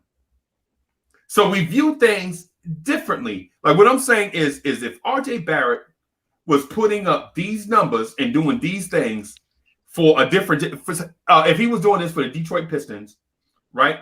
And Kevin Knox was our small forward, we would be like, yo, why didn't we draft RJ Barrett? We need to trade for RJ Barrett. Yeah. You know what I'm saying? That's what I'm saying. I'm telling you right now on the Knicks Morning Drive that RJ Barrett is not going to be a star. RJ Barrett is a star right now. Ooh, say that again. Say it again. And so here's the thing. Here's the thing. In the city that never sleeps, in a city that has a bunch of stars everywhere you go, RJ Barrett can legit go to a game and see stars all around the basketball court, right? Man, Spike Lee is on the biggest network, sports network in television, complaining about how he didn't get treated like a star. And man, I've been buying season tickets at such and such time. Man, I'm a mega star. I was repping. You ain't never seen Crooklyn. You know, all this stuff, right? Right? RJ Barrett is on the court being a star. He's a star amongst stars. And is he being outshone by certain guys? Yes. But that doesn't diminish his stardom. RJ Barrett, in the last 4 games, bro, RJ Barrett is shooting 75% from 3. What are we even talking about? Remember the knock on RJ Barrett coming into the season? What was the knock on RJ Barrett at the end of last season coming into this season? You can't shoot. People was like, RJ Barrett can't shoot. Yep. Right? And I was one of them. Right? And now since January, there's a Jonathan Wasserman tweet, and I swear I wish I could find it. But RJ Barrett, since January, on 144 attempts, is shooting 47.5% from 3 since January, bro. It's April. You talking about from New Year's Day? You talking about from the King holiday to past Easter? That's not a small sample size, bro. No. Seasons done changed. We went from winter to spring, bro. You know what I'm saying? How about let's give our star, how about we give our baby some credit? Right? That's right. 17. You know what? I'm gonna nickname him Snub. Reason why I say that, because when you get snubbed, guess what? The world is saying that you're supposed to be somewhere. Yeah. You know what I'm saying? When they say he should have been at that 25, he should have been on that roster. Yeah. And he gonna have a snub all-star game. Yeah. But we come a long way for the Knicks organization. I'm talking about all the way from when we couldn't even watch home games. We had to wait to Warner Wolf come on the last 15 minutes of the night to find out what happened to that game. Right. You know what I'm saying? At home. We wasn't watching home games. But now we got all that. Man, we got an all-star that was this year, and we got one in the making right now. That's two players that we got. We don't have a certified killer, but we got two role major players on our roster. We don't have a point guard. We didn't have a shooter at the 3, and we've been injured at the 5 all year. And what are we complaining about? Look for the great things, the good things that we got, man. And the man Freezy telling you that we got a making coming up. You know, some say Batman and Robin. No, I say Kato and the Green Hornet. That's what we got. Because Kato and the Green Hornet used to beat up Batman and Robin. If you ever saw them episodes, man, we got something going on, man. We got something brewing, man. And appreciate this dude, man. Because every time we say he can't do this or say he ain't going to do that, guess what? The next day we talking about he did it. You know what I'm saying? Get a man his props, man. We major right now, man. We major. And the great thing, man, we got all our draft picks and we got money and we got a dice roller, Don King in the office. We got a great coach, you know what I'm saying? Man, I wish somebody else would say, then we need to get rid of Tom Thibodeau. I'll jump out my character. Get rid of him for what? What are you gonna get rid of him for? You know what I'm saying? Look where we was at. Look where he got us at. He got his hard ways, how he do things, but you got to appreciate where he got us at from where we was, you know what I'm saying? He got them dudes standing up and ready to play. And if the players is all right with it, then we got to be all right with it, you know what I'm saying? Because I know when I used to play ball, I didn't want to come out that game. When I came out that game, coach put me in that game, you know what I'm saying? And before the game started, I was doing any and everything on that layup line to let the coach know I'm ready tonight, you know what I'm saying? Dudes just got to show that they ready tonight. You want to get on that court? Show and prove that you're ready tonight to get on that court. And Tom gonna see you. He might not act like he see, but he see you out the corner of your eye. You got to show and prove that you're ready to be on that stage. It's a whole big different scenario when you talk about them bright lights at MSG. You get caught like a deer be turning them fog lights the way it look down there. It's a big stage, big business. You know what I'm saying? Big business, man. Respect RJ, man. Appreciate the love we got, man. That's my little brother, Lawrence, little man. He put me on to him, you know what I'm saying? I didn't think he had it, you know what I'm saying? But I salute him and I ask him for forgiveness loud. The same way we throw people up under the bus loud, show him in proper respect loud. Get it to him in a big way, you know what I'm saying? A big way. Right. And you know what? And so I'm sorry, CP the artist, but I got it is story time with Uncle Freezy. G Money was good. I got an ISO right here. I got an ISO right here. Hey everybody. So it's story time with Uncle Freezy, just real quick before CP go. Right. Let me move this thing off my guy real quick. Let me remove this thing real quick. Yeah, there we go. So the thing is, yo, when I was in high school, man, and it's a long time ago, man. It's like the white shadow, you know what I'm saying? So coach was like, I barely made the team. He was like, man, yo, I was only bringing 11 kids, man. You got the 12th spot. I think that was his way of motivating me, right? Like, man, I was only gonna bring 11. We only got like 11, you know what I'm saying, uniforms, whatever. And so everybody is in the trainer room getting wristbands, getting fancy sneakers. Back then, Converse was the shoe to wear. Back then, you know what I'm saying? And so everybody, and so the coach is like, yo, where Uncle Freezy at? And I never forget. A girl, we had a female trainer, right? She was like, Coach, Uncle Freezy said all he want is a uniform. He don't want none of the other fancy stuff. All he want is a uniform. And I never forget, the coach came to me and sat down next to me, right? Sat down next to me. And this is what we had, the loud lockers. Like you had to slam the door. You had that, you know, your combination and all that. Now these kids got the lockers that when you punch the code in the locker, doors swing open, and they got TVs and all kind of stuff in their joint, showers. You know what I'm saying? We had like the 2 shower stall with the spin shower on it, where like 4 people could take a shower at one time, like the little one thing in the middle. You know what I'm saying? So coach sat down to me. He was like, yo, they giving away, you know what I'm saying, sneakers and wristbands and headbands and knee braces and elbow pads and all that stuff, man. You ain't want none of that stuff? I was like, nah, coach. All I wanted was my uniform. And I remember I had a weird number too. I had like a weird number, like 53. I was young. I had a weird number, like I had a big man number, right? Because I was tall. So the uniform, it was like the uniform. They had been wearing them uniforms for like 4 years. Back in the day, you couldn't get new uniforms every year, right? Yeah. So I had like a weird number, and the uniform was mad baggy on me, right? And I had to pull, and the shorts were so big. The shorts were so big that I pulled the drawstring out, wrapped it around my waist again, and tied it in the front. Had a butterfly on it, right? Right? I remember, man, we was losing to a school, right? We was losing to a school called Lincoln High School, right? We was losing to a school called Lincoln High School in Jersey City, New Jersey. They used to wear blue and white. I'll never forget. We was down by 18, bro. We was down by 18. We was losing like 48-30 with like 2 minutes left. Ain't no way we was going to win. Coach put me in.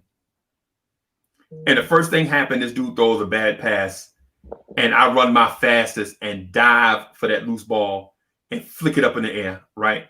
It goes behind, you know how the little girls used to be selling popcorn on the thing for the Glee Club or something? I go diving through there, popcorn everywhere, right? Everywhere, right? And you know, so we lose the game. We wind up losing by like 25 to Lincoln High. And my homeboys was on that team. Dudes I grew up with, they was talking trash the whole time. Y'all garbage. You know what I'm saying? I died for that loose ball. I finished the game with like 3 fouls, no points, like 4 rebounds, a couple steals. Man, I was out there hustling, bro. I left. I had more scrapes and bruises on me than I had points. Right? After the game, coach sitting in the locker room. He like, yo. Everybody like, yo, what my stats look like? How many points I scored? And we had a flashy point guard named Jason. He the original white chocolate, right? The original white chocolate. Jason, Jersey City, right? The original white chocolate, white blind-headed point guard named Jason. You know, so he used to throw them passes behind his back, and we was in 9th grade. This is the 80s, bro. Right? And so we lose, everybody looking at their stats and all that stuff. And the coach is looking at me, man, and I got these big, listen, I come from a macho family. Like, dudes be like, the only time you cry is at your mama funeral, and I might let you cry then, but you better not never cry. Because I come from that macho background. This was the 80s, bro. You know what I'm saying? Cass was super macho for no reason. Yeah. Like you can legit break your neck. You better not cry. Throw some dirt on it. You know, spit on it. You know what I'm saying? You better not cry. You better not cry, right? That's right. Right. And so at the end of the game, I got these tears well up in my eye. But my uncles was at the game. They waiting for me to come out. And if I had cried, man, they'd have ragged me all the way home. Mm-hmm. They'd have told my pops, yo, sorry son out there crying. My pops would have disowned me. He wouldn't even let me get in the deuce in the quarter. I'd have had to walk home. You know what I'm saying? So anyway, after the game, the coach say to everybody checking these stats, like, yo, man, I had 13 points, man. I made a 3-pointer. That was a big thing back in the day. If you made a 3-pointer in a game, you was somebody, right? Mm-hmm. The coach, the statistician, you know what I'm saying? Usually somebody that played ball but couldn't make the team, they wound up being the statistician. You know what I'm saying? Or something. Yeah. They like, Uncle Freeze ain't scored no points. You sorry, right? Man, my lip was bust. I had scratches all over me, dog. No lie. Scratches all over me, right? Man, he was like, you ain't had no points, man. I bust out crying. And I couldn't help it. And the coach was like, Mr. Marcellus, no lie. Mr. Marcellus, if you watching, I appreciate you, bro. I don't appreciate that shirt that you wore that said coach across the front and that loud whistle you used to have. You know what I'm saying? But I appreciate the life lessons, bro. because I appreciate people now because of you and others. But he came to me, he was like, yo, if I had 12 people like Uncle Freezy, we would go undefeated every season. And they looked at me, right? They was looking at me like, what? He didn't even score. He didn't dunk. He didn't hit no 3-pointers. I was like, and so Coach had me stand, Coach said, no lie. No lie. I went from being a guy that barely made the team to a guy that started for the rest of my freshman year, right? Started for the rest of my freshman year. And so he was like, yo, if I had 12 guys like Uncle Freezy, we would win every game, go undefeated all the time. And people was like, yo, he didn't even score. He didn't even shoot. And Coach was like, yo, the hustle and the heart, you don't win games by fancy layups. Because you can turn around, you can do a 360 dunk and it still counts as 2 points. 2 points. Yeah. Just 2 points. Bro, when he said that, they was like, oh man, that's old school. This ain't the White Shadow. You know, this ain't, you know, they joking because we ninth graders, right? Ninth graders. Bro, and no lie, hand to the man. This is the God's honest truth. We walk out of the locker room and the cheerleaders is walking our way, right? And dudes bust in front of me to get to the cheerleaders, and the cheerleaders come to Uncle Freezy. You're like giving hugs and stuff. You know what I'm saying? At first I thought it was because I was fine and because I was cute. It was not. It wasn't because of that. It's because when it comes down to give me your all, when it come down to giving your all for a sport, when it comes to winning time, it's better to have the dudes that will sell out and give their all. It's more important to give it your all, give 100%, give everything you got than it is to look pretty. Because them dudes had armbands on, and I don't know if y'all remember, but wristbands were rare. So if you got a wristband, you was somebody, bro. Because the team would only get 5 and you got 12 players. And the best player usually got 2. Yeah. You know what I'm saying? And then you got 2 headbands, and it was crazy. Right? But what I'm saying, I said all of that. I said all of that to say this, man. I said all of that to say this. This right here. Them cats like RJ Barrett, they have a special ability, right? I'm gonna give it to CP so CP can get his FaceTime, but cats like RJ Barrett have a special ability, right? That ability to dig down deep and give it everything you got every time, regardless of circumstance, right? The Celtics had Marcus Smart, Jaylen Brown, Jason Tatum, Tristan Thompson, Romeo Langford on the floor. All great defenders. And y'all gonna dispute me. Y'all gonna be like, they ain't great. Well, Julius Randle shot 9 for 23. How about that? And he an all-star. Yeah. Julius Randle shot 9 for 23, bro, against that same unit. Right? And y'all gonna be like, well, they ain't that great defensively. Y'all gonna make 1,000 excuses not to give RJ Barrett his credit. But one day, y'all gonna stop being WWF referees and look at things for what they are. Elfrid Payton looked off RJ Barrett so much during that game that it was sickening, right? It was sickening how much Elfrid Payton looked off RJ Barrett. But RJ Barrett took 14 shots and made 9 of them, was 6 for 6 from 3. And I said 5 for 5. And the last 3-pointer that he took with the time running out ain't really count, but he hit it. So it count. Yeah. You know what I'm saying? Yeah. And so what I'm saying is RJ Barrett is our star, bro. He's in a city with a bunch of stars, right? He's in a city with Francisco Lindor, with Jacob deGrom, you know what I'm saying, with Julius Randle, with John Carlos, whatever his name is, Stanton, the dude from the Yankees, the young dude that looked like Aaron Judge. He in a city with all these stars that he overshadowed. But bro, don't diminish his stardom because he's not the brightest star in the biggest city. Come on, y'all. What I'm saying is if RJ Barrett was doing this for the Detroit Pistons, y'all would be trying to trade for him. Facts. Come on, bro. All right, CP. I know CP ready. I'm sorry, CP. I think I remember you in the basketball days, and I believe I busted your ass. And number two, you are a habitual mood killer. You even had Jay Boogie leave the chat. I think we lost like maybe 15 to 20 people with that long, drawn out story. I have better stories on bro. my It's hard, Alicia. bro. But CP the artist, I'm not telling you I was a superstar. I'm not sitting here lying. I'm not gonna make up no stories, bro.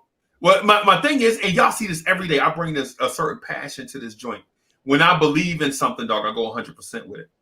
That's the reason why most days we do the live stream 2 times a day. You know what I'm saying? That's the reason why we get on here like 3 hours to chop it up, bro. Because I'm passionate about certain stuff. When I'm bought into it, guess what? I'm bought into it. You know what I'm saying? And it's the same thing with RJ Barrett. RJ Barrett scored 29 points against 3 high-level defenders. And we talking about Reggie Bullock made a mistake on a double team. Really? Ain't nobody denying that. But damn, that story was longer than the OJ trial, man. Man, listen, I'm watching. Look, I watch a lot of like courtroom dramas and all that stuff, and then they get to the specialist. You know what I'm saying? They got to read everything what he did and da da da da da. Yo, I'll catch you back in 20 minutes. Let's just see when they get to the meat and the potatoes of this thing.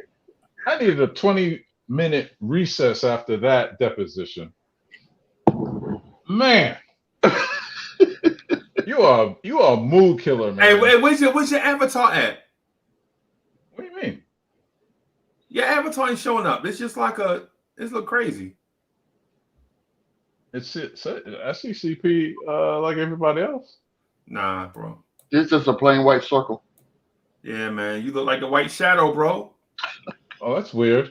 I don't know. Yeah, I can see it. I can see it on my thing. I don't know what's going on. I don't know. But anyway, I would show you my face, but I'm kind of stinky right now. I need to take a shower and shave. We can't anyway. Spring. But anyway, with all that said, yeah, I agree. You know, I'm at a loss for words, man. I'm about to leave. I'm at a loss for words. I think my whole mojo has died. I don't even see my logo up there, whatever. I'm gonna bid everybody adieu. You know what I'm saying? Good luck tonight, Knicks fans. I'm crazy. Love you. Lawrence, I got your number, man. I'll hit you up. Hit me up, CP. Definitely. We'll link up. Definitely. Shout out to Ego the artist. I'm sorry, all CP day. Ego. All day. I love y'all. All right, bro. Peace, bro. All right, peace. Stay safe, CP. Yo, what I'm saying is, and I know G Money's gonna jump all over me. G Money, don't jump all over me, man. I'm just gonna say this stat one more time. Okay. But in the last 4 games, RJ Barrett is shooting 74.5% from 3. Mm-hmm. Right? And the biggest knock on RJ Barrett. Hey, yo, look who in the building. What's good? Mama said. What's good, big dog? What's up, young blood? What up? What's good? Yeah, so the knock on RJ Barrett coming the storyline last year. You gotta hit it one time. He gotta hit it one time. Diggity D. There it is. No lie, I was getting oranges, bro. The old lady walked up to me and she was like, "Baby, you know who you look like?" And I was like, "Let me guess. Either Sinbad, Fred Hammond, or Heavy D." Heavy D. She's like, that's the one. That's the one. I was like, diggity D. Well, how you say on Diddly D. Yeah, man. But yeah, so RJ Barrett, man, in the last 4 games is shooting 74.5% from 3, right? And the talk around the NBA was RJ Randall is a bad player. I'm talking about coming into the season now. RJ Barrett is a bad player. I'm sorry, Julius Randle is a bad player, and RJ Barrett can't shoot. This team might win 22 games with one of the best coaches in the league. If they didn't have the best coach in the league, they'd probably win 14 games. You're about to win 37. Right. Very Bro. possible. I checked. I'm sorry for 37. interrupting you.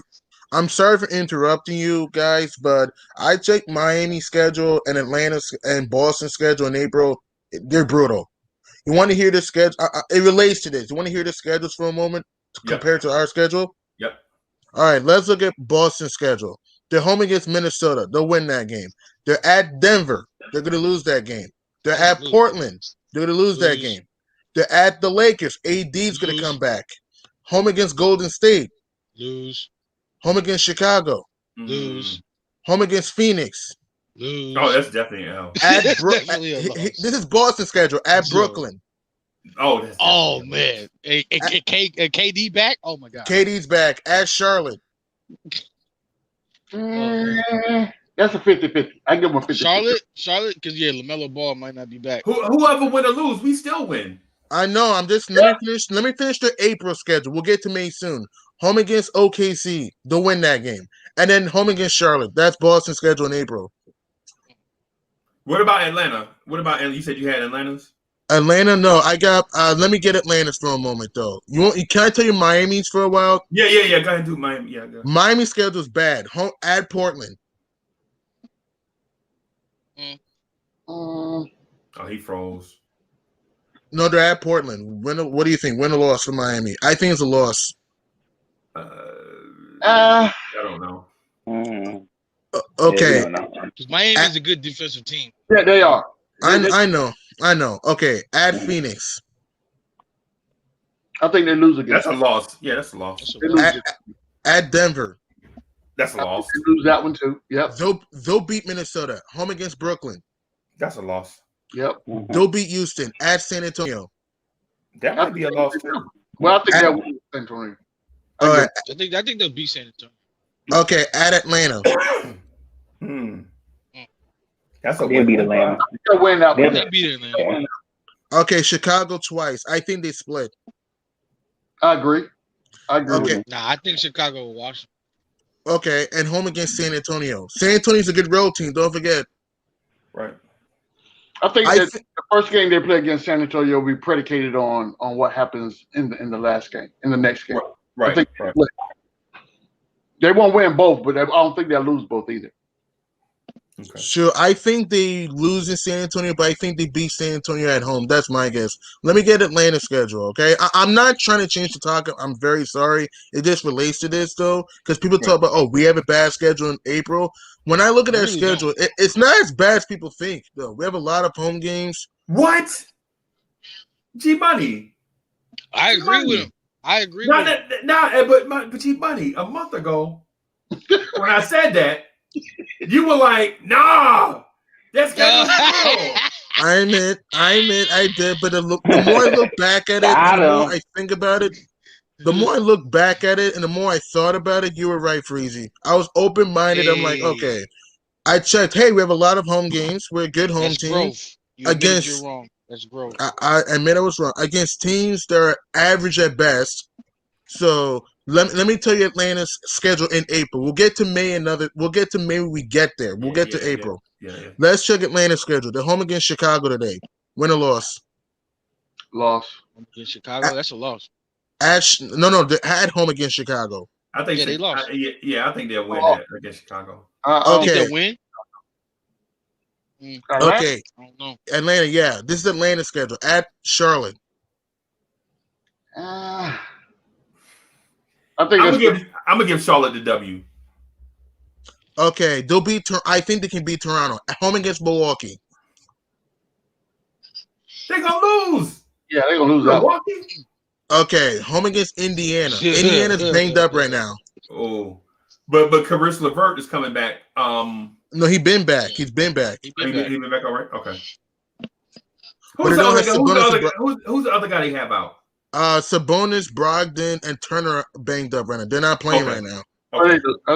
They'll win that game. Yeah. Okay. They'll beat Orlando. Home at New York against us. What do you think? I think they're going to lose to us. Yeah, they'll lose that game.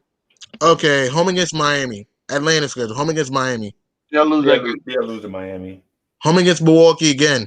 They'll lose that game. Yep. They'll beat Detroit. And then they're at Philly twice to end April. They're going to lose both those. They're going to lose both of those. Both of those. Yep. Yeah. They can't beat Philly. Unless something happens between now and then, but the way that Philly's roster is currently constructed, and if everybody they'll lose that game. Both are good. Both those games. Because it's prime time now, bro. It's time out for missing now. games. Yeah, it's time out for missing We games, got bro. to an altercation with Grizzly last game. It's gonna be a slugfest tonight. Yeah. Yes. And don't forget, Victor gonna be a Oladipo's hurt slugfest again, tonight. by the way. Yeah, I just saw that in the chat. I didn't know that. He just came back. Bro, he got hurt on a dunk, bro. Yeah, on the dunk, yeah. He got hurt on a dunk, man. It's crazy. He's dunking, then he hurt his knee, and I'm he's glad out. we didn't pull the He trigger. dunked before that. He dunked before that. He was all hyped, and then I guess he tried to do it again, and he got the dunk off, but when he came down, he was he was that hurt. leg gave out. He was hurt going up because he traveled on. He took like 14 steps just to dunk. Crazy. And then he came down. I was like, yeah, he hurt. Okay, you want me to tell you Charlotte's schedule quickly, and then I'll tell you Charlotte just in April. You want me to tell you Charlotte's schedule quickly in April? Because I don't think we talked about the Hornets yet. No. We're good. Okay. No. I said no. Go ahead. Go ahead. Talk Okay. about Charlotte, though. Okay, they're at Milwaukee today. Win or loss? That's a fight. That's a loss. Okay. Good fight. Okay, home against Atlanta. They beat. This is Charlotte. That's a W for the Knicks. Okay. Okay. Home against the Lakers. This is the Hornets game. Home against the Lakers. That's a loss. They might lose that game. Okay. They'll beat Cleveland at Brooklyn. That's a loss. Loss. Home against Portland. Loss. At New York. Loss. At Chicago. We gonna whoop them. They'll beat Cleveland again. Home against Boston. Loss. I'm gonna give them a win against Boston. I'm gonna give them a win. Home against Milwaukee. Loss. At Boston. I think they gonna lose this. Yeah, I'm gonna say they split those. I think they split. So whichever one they win or lose, they're gonna split. All right. Just told you this. Yeah, just told you their schedules. I would check Indiana's schedule, and Indiana's schedule is super duper easy. It really is. But they have a lot of injuries though, bro. You just mentioned I know, but I'll make this quick. I'm sorry for making this long because I'm just trying to tell people. People say, "Oh, our schedule's horrible in April." I was one of those people. I admit I was emphatically wrong because the more I look back at our schedule and the more I felt about what you said, Freezy, I said ourselves. I thought what you said. Hey, we have a lot of home games this month against teams like Charlotte, who's injured, an average Atlanta team, an average Chicago team, New Orleans, who stinks on the road, the Lakers, who are not healthy, and against a bad Toronto team. I said to myself, and I'm not guaranteeing anything. I think the Knicks are going to take advantage of their home schedule, and we're on the road against New Orleans, and New Orleans is not a great home team. Right. In my opinion, the Knicks have no reason to not go 8-3 or 9-2 in this month to finish the month. They have no reason not to. Hey, G Money, you know what I was gonna say to you, bro? Yeah. And to because I think sometimes when people hear our points, they think our points are separate or divergent. But what we're doing is we're building a point as we go and do the live streams. Exactly. Like we all have one point and one direction that we all contribute to. Now we contribute to it from different points of view. But basically the point is, I think all of us agree that the Knicks may be a playoff team. I think they will. Yeah, maybe we are. Right. I think we will. Whether it's the play-in, that stupid play-in they got now, or the 6 seed, we gonna be in there. I think We're gonna so. be in there. I mean, I'll make this quick one about Indiana's schedule. I'll make this. I'm only checking April. May, I won't talk about May until we get to May, though. So just talk about this. Hey, G Money, when you make your points, man, take your time, because the disservice to the viewer is when we gloss over points. When somebody make a good point and we gloss it over and move along, and you're like, well, G Money said such and such, and y'all ain't even touch on it, so we don't want to do that. Okay, I can do that sometimes. I apologize. I'll try my best to. You don't need to apologize, man. No, you good. You good. I told you that the other day, G Money. I told you that the other day, man. Stop apologizing, man. Yeah. Okay. You know what I mean? Go with it, man. Stop apologizing. Hey, you know what? Mama used to say. You know what Mama used to say? Take What? your Time, young man. Word. Mama used to say, You say, All right. Get yeah, on. man. All right. Sometimes live I your can rush a life. little bit. I admit sometimes I can rush a little bit, which I'll take a better time. I'll just make this quick point. Just quick. Can I tell you? I'm just only talking about team schedule in the far this month, not May, because May will get there when we reach May. I'm just talking about this for this month because I don't want to make this too long. You know what I mean? Right. I'll make this quick about the Pacers schedule. The Pacers schedule is not that bad. They got Orlando. They'll beat Orlando. Yep. I think they lose in Memphis. I think they lose to the Clippers. They'll beat the Rockets. I think they lose in Utah and Atlanta. They could very well lose to San Antonio. They'll beat OKC and Detroit and Orlando. And I think they lose in Portland and Brooklyn. That's my guess for Indiana's schedule. I think they might lose some more games. Indiana lacking something right now. Yeah. That's true. Something. So they might even lose. They might lose that OKC game. Nah, they're not losing to the Thunder. They should not lose to the Thunder. I think it's gonna be dependent on when they get their players back. SGA, Horford's not coming back the rest of the year. So yeah. So I mean, injuries play a part in how we forecast these games too. Who's healthy? Not. That's all going to matter, and it's relative because the closer we get to the playoffs, teams are going to start kind of, if you ever seen a mama lion, right? Lions. I'm gonna get into quasi Uncle Freaky story time, right? So if you ever next. No, let me call Mama. Yo, G-Man, you I'm just messing with him. Okay. Real quick. So if you ever seen the Lions pride, right? Lions live in a pride. They live in a community. So it takes a village to raise a child, right? So if you ever seen a mama lion go grab their cubs and bring them back into the fold, that's what we're doing as we get closer to the playoffs, right? We're gonna start looking at these players and saying, you know what? If you're a smart coach or a trainer, the coach is going to the trainer, to the doctor, and say, "Hey, what's going on with G Money? I saw him limping the other night. What's going on with Uncle L? He had a hitch in his giddy up. So what's going on with Freezy? He don't look right. So you start resting these players systematically until we get to the playoffs. We just need to play you enough to get us to the games that matter, and that's where we're going right now. And to the April schedule. This to G Money's point, this is gonna matter. This is gonna matter. Those 9 home games. Yeah, 9. My prediction right now is this: out of 20 games that's left, the Knicks win half of them. You heard it here first. Well, let's see. In May, we got Houston. We'll win that game. Yep. Denver, we're gonna lose. Phoenix, we're gonna lose. Clippers and Lakers. It depends what these two teams do at the end of the season. If they're resting players, man, we gonna win. No, we're gonna win all them games. That's how I feel. No way. I gotta be honest. No way. We're gonna win all them games. Nah. I'm a true fan, but let's just common sense. We're gonna win in Phoenix. We're gonna win in Denver. Speaking it to that's it. We're gonna win in Phoenix and Denver. We're gonna win in there on the road. Y'all remember I told y'all that how important that Brooklyn game was, right? Yeah. And that was one of the main reasons why I told y'all our season can go either way. Yeah, we got home games and we got a decent schedule moving forward. But that game was like our start to the finish. So from now, each game now is such a crucial game. Every game is a crucial game. There is no such thing as a must win because all these games are must win. No must wins. They're all must wins now. That's why that Brooklyn game was such an important game. Win, lose, draw, however it came out. Our attitude, it's all about our attitude moving forward, our fight, our desire of what we want to be, what we want to build as a team, how we want to finish the season.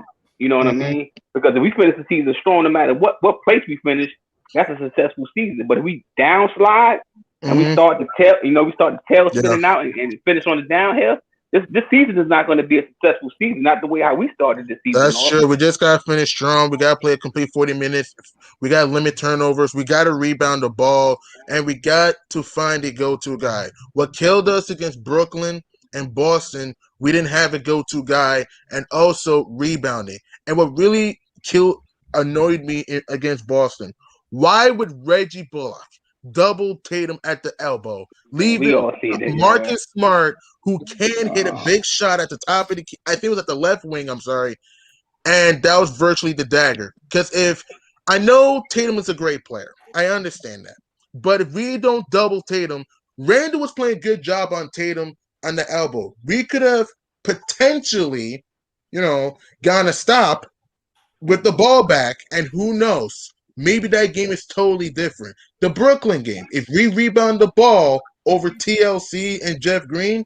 Hey, G-Money, yeah? let me, because you said three things right there, and I just want to address one of them real quick, right? So the reason why you double Jason Tatum right there, right, is because prior to that, Marcus Smart was over. Prior to that week of, I heard this on Knicks Fan TV. I think from Boston Nick. I think I heard it from. So shout out to the guys at Knicks Fan TV. But a Boston Celtics fan came on and said that Marcus Smart was 0-for-21 from 3 in fourth quarters and overtimes before that week, right? True. So the game plan. So he started hitting threes that week. He hit 2 that week, and then he was hot in that Knicks game. So the game plan leading up to that Boston game was Marcus Smart is not clutch from 3 in the fourth quarter or overtime. So while Reggie Bullock shouldn't have double teamed so quickly, right? The game plan going in is Jason Tatum is a killer, a closer, right? And if you got to let somebody knock down a 3 in that situation, let it be Marcus Smart. Yeah. And so what happened is he came through and hit it. You know what I'm saying? And so as a casual Knicks fan, we say, how do you leave any guy open for 3? You know what I'm saying? Anybody open for 3 with the game on the line. But the strategy going up to that was I was about to say. Yeah, Jason Tatum would have hit that bucket in an ISO situation on Randall because he had been doing it. He had been taking Randall to the rack all game. All game long he had been abusing Randall, right? And then so Boston, you got to give credit to Brad Stevens. He outcoached Tibbs on that. What happened was Jason Tatum had Julius Randle on roller skates all game. And anytime it was just one-on-one with Jason Tatum and Randle, Jason Tatum got whatever he wanted. And then so the double team, while I feel like it shouldn't have came as quick or shouldn't have came from the perimeter, I think the corner guy should have rotated towards Tatum as opposed to a guy that was on the opposite side of the floor, coming from one guy and then having to run all the way back. The corner guy could have doubled Tatum and then went back to his man if Tatum passed it, because it's less area for you to cover. You know what I'm saying? Instead of trying to cover 50 feet, you're only covering 15 feet, right? But you know what though? Marcus Smart hit the shot. Yeah. It's one of those. But here's the thing that I wanted to mention to you, because you brought up a lot of solid points, and I just wanted to slow us down so that we can get to your points. But based on what you're saying about the schedule, bro, this is what I'm gonna say about the schedule, because you made an excellent point, and I'm glad you made it, bro. But here's the thing. So the Knicks have lost. So the Knicks are 2-8 in games decided by 3 points or less. Yeah, 1 possession games. Yes. Right. They're 2-8, right? So you know what that tells me? Either the Knicks are going to continue to stay bad in 1 possession games down the stretch, or they're going to get better. Right? There's only two outcomes, because you can't stay the same. You basically there can't be 3 outcomes here. The likelihood of 3 outcomes. The Knicks can't be 0-10, and the likelihood of that is crazy, right? So you would assume that either they would stay the same or they would get better. So what I'm telling you is that down the stretch of these games, I think the Knicks are going to get better. And in those close games, those 1 possession games, we were playing monsters, bro. We were playing teams named Philadelphia. We were playing teams named Brooklyn. I mean, right? I understand all that, but so what I'm saying is, down the stretch with these games, you naming teams like Charlotte. You think Charlotte is Brooklyn? No. Yeah, Atlanta but here's is the Brooklyn. thing you have to understand. You have some good points, but I got to be honest here.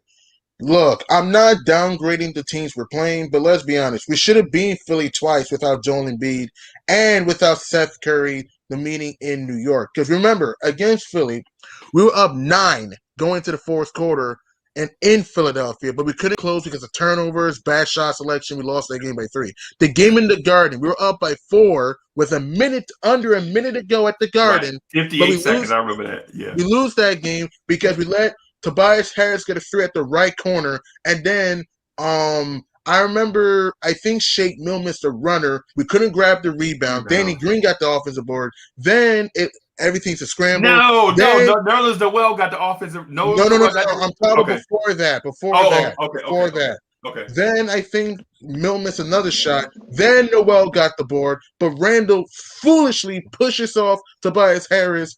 But they call that boxing out, bro. They call that boxing out. The referees took that from us, I think. I know, but when I'm saying, okay, it's a 50-50 call, but I thought if you just rebound naturally, we're going to probably win that game. Then the game in Brooklyn, okay? Remember, Harden only played 4 minutes the whole game. 4 minutes in that game. No Kevin Durant, no Blake Griffin, no Tyler Johnson, no Landry Shamet, no DeAndre Jordan. The Chicago Bulls just beat the Brooklyn Nets the day before, technically with those guys, even though Harden and Jordan and KD did not play. Have you seen Uncle Drew play? Uncle Drew, no, I understand Kyrie was going off. I get all that. He got them hands, man. And Kyrie's an assassin. I get all that, but we had opportunities. So we were up 14 in the second quarter, 13 in the third quarter, and you know why we lost that game? We were losing to some guy named Johnson off the bench. Jeff Green was going to the basket at will. And Joe Harris took out the bench, man. But I understand killing that game. What? Tibbs took out the bench, man. The bench was killing that game. That was stupid. And also get Reggie Bullock was on fire to start that game. Reggie Bullock was on fire. And let me ask you this, G-Money. Let me ask you this. So, with all that being said, right, you see how you named all them games that you just was talking about? How do we fix that problem of being able to close down the stretch? You need because to put the right lineup. A lot of that has to do with our coaching. You know, Tibbs draws up kind of. Tibbs is stubborn and close-minded. Okay, yo, he got oranges trying to make lemonade. Think about it. We everybody knows that Julius is getting the ball, so he has to do something. The play calling has to be better down the stretch. In my opinion, you know, leading up to that last shot, leading up to the close games execution. I just think that it becomes so much ISO ball down the stretch that everything is predicted and we can't get the basket or we can't make the plays that we need to make because it's ISO ball. That's just my opinion on that, on what we need to do in these clutch games moving forward. The play calling has to be better. But here's the thing though. Here's the thing. Tibbs made the adjustment in the Boston game. You know what I'm saying? Because listen, y'all point was valid. That's why it was so close. Right, y'all point is valid, but Tibbs made the adjustment in the Boston game. Look, the lineup that closed. It's just that the players could not close. Right, but what I'm saying, is closure. Right, but Tibbs is making lemonade with oranges, Freezy. I understand that, but that's impossible. But I'm not disputing that fact. What I'm disputing is the fact that Tibbs is not willing to change his closing lineup. Is what I'm disputing. I agree because he actually changed it against the Celtics because he had Elfrid Payton on the floor to close the game against Brooklyn, right? When the double team was coming, Elfrid Payton waved off the double team. It was stupid. And Uncle Drew hit the 3 dead in his face. And I knew that was going to happen. Dead in his face, right? Frank should have been in the game. Frank should have been in the game defending. Right. And so what happens in the Boston game? In the Boston game, you didn't see Elfrid Payton closing like that. You saw more Derrick Rose in the second half of the game. Okay. And when Derrick Rose hit his minutes limit, you know, the invisible limit, the one we know where Derrick Rose is effective. Once he goes over a certain limit, you know Derrick Rose is trash after that, right? I think it's like 28. I think it's like 27, 28 minutes. They take him out, and then they play Alec Burks. Well, Alec Burks can't hit a shot, and his defense is okay. 2-9. Good grief. Right. And then you know what I'm saying, the Alfred Payton thing, and then everything goes south. But what I'm saying is, hey, you can't say that Tibbs is not making adjustments, because he made literally, figuratively made an adjustment from Brooklyn to Boston. He made the adjustment. So while I agree with everything else that y'all said, what I didn't agree with is the fact that Tom Thibodeau does not make an adjustment. What I would say in that situation and in other situations is this: we still trying to figure it out, right? And we got 20 games left to go. I don't know if we're a playoff team, a play-in team, or a lottery team at this point, because we don't know if Tibbs can't figure it out, neither can I, right? But what I will say is this: the pieces to this team, the foundation is in place, right? You got a Julius Randle who went from everybody wanting to throw him into the sun after last year, right? He's an all-star, but he tired. He wore down. You got RJ Barrett, who worked on the two things that was his Achilles heel last year: defense and shooting. He's getting better, improving. Right. RJ Barrett is a star, bro. RJ Barrett is a star, right? Because your numbers are you are who your numbers say you are. Like in G Money in real life, you are who your resume says you are. That's my key. Yeah, that's true. And I always say you are is what your record says you are too. Just fun facts. Right. So I just wanted to throw Tibbs did make an adjustment. It didn't work. You know what I'm saying? Because Marcus Smart hit a shot. Let's not throw Reggie Bullock and Tom Thibodeau off the cliff because of a dude that was 0 for 21 in fourth quarter in overtime from 3 up until that week hit a 3 against us.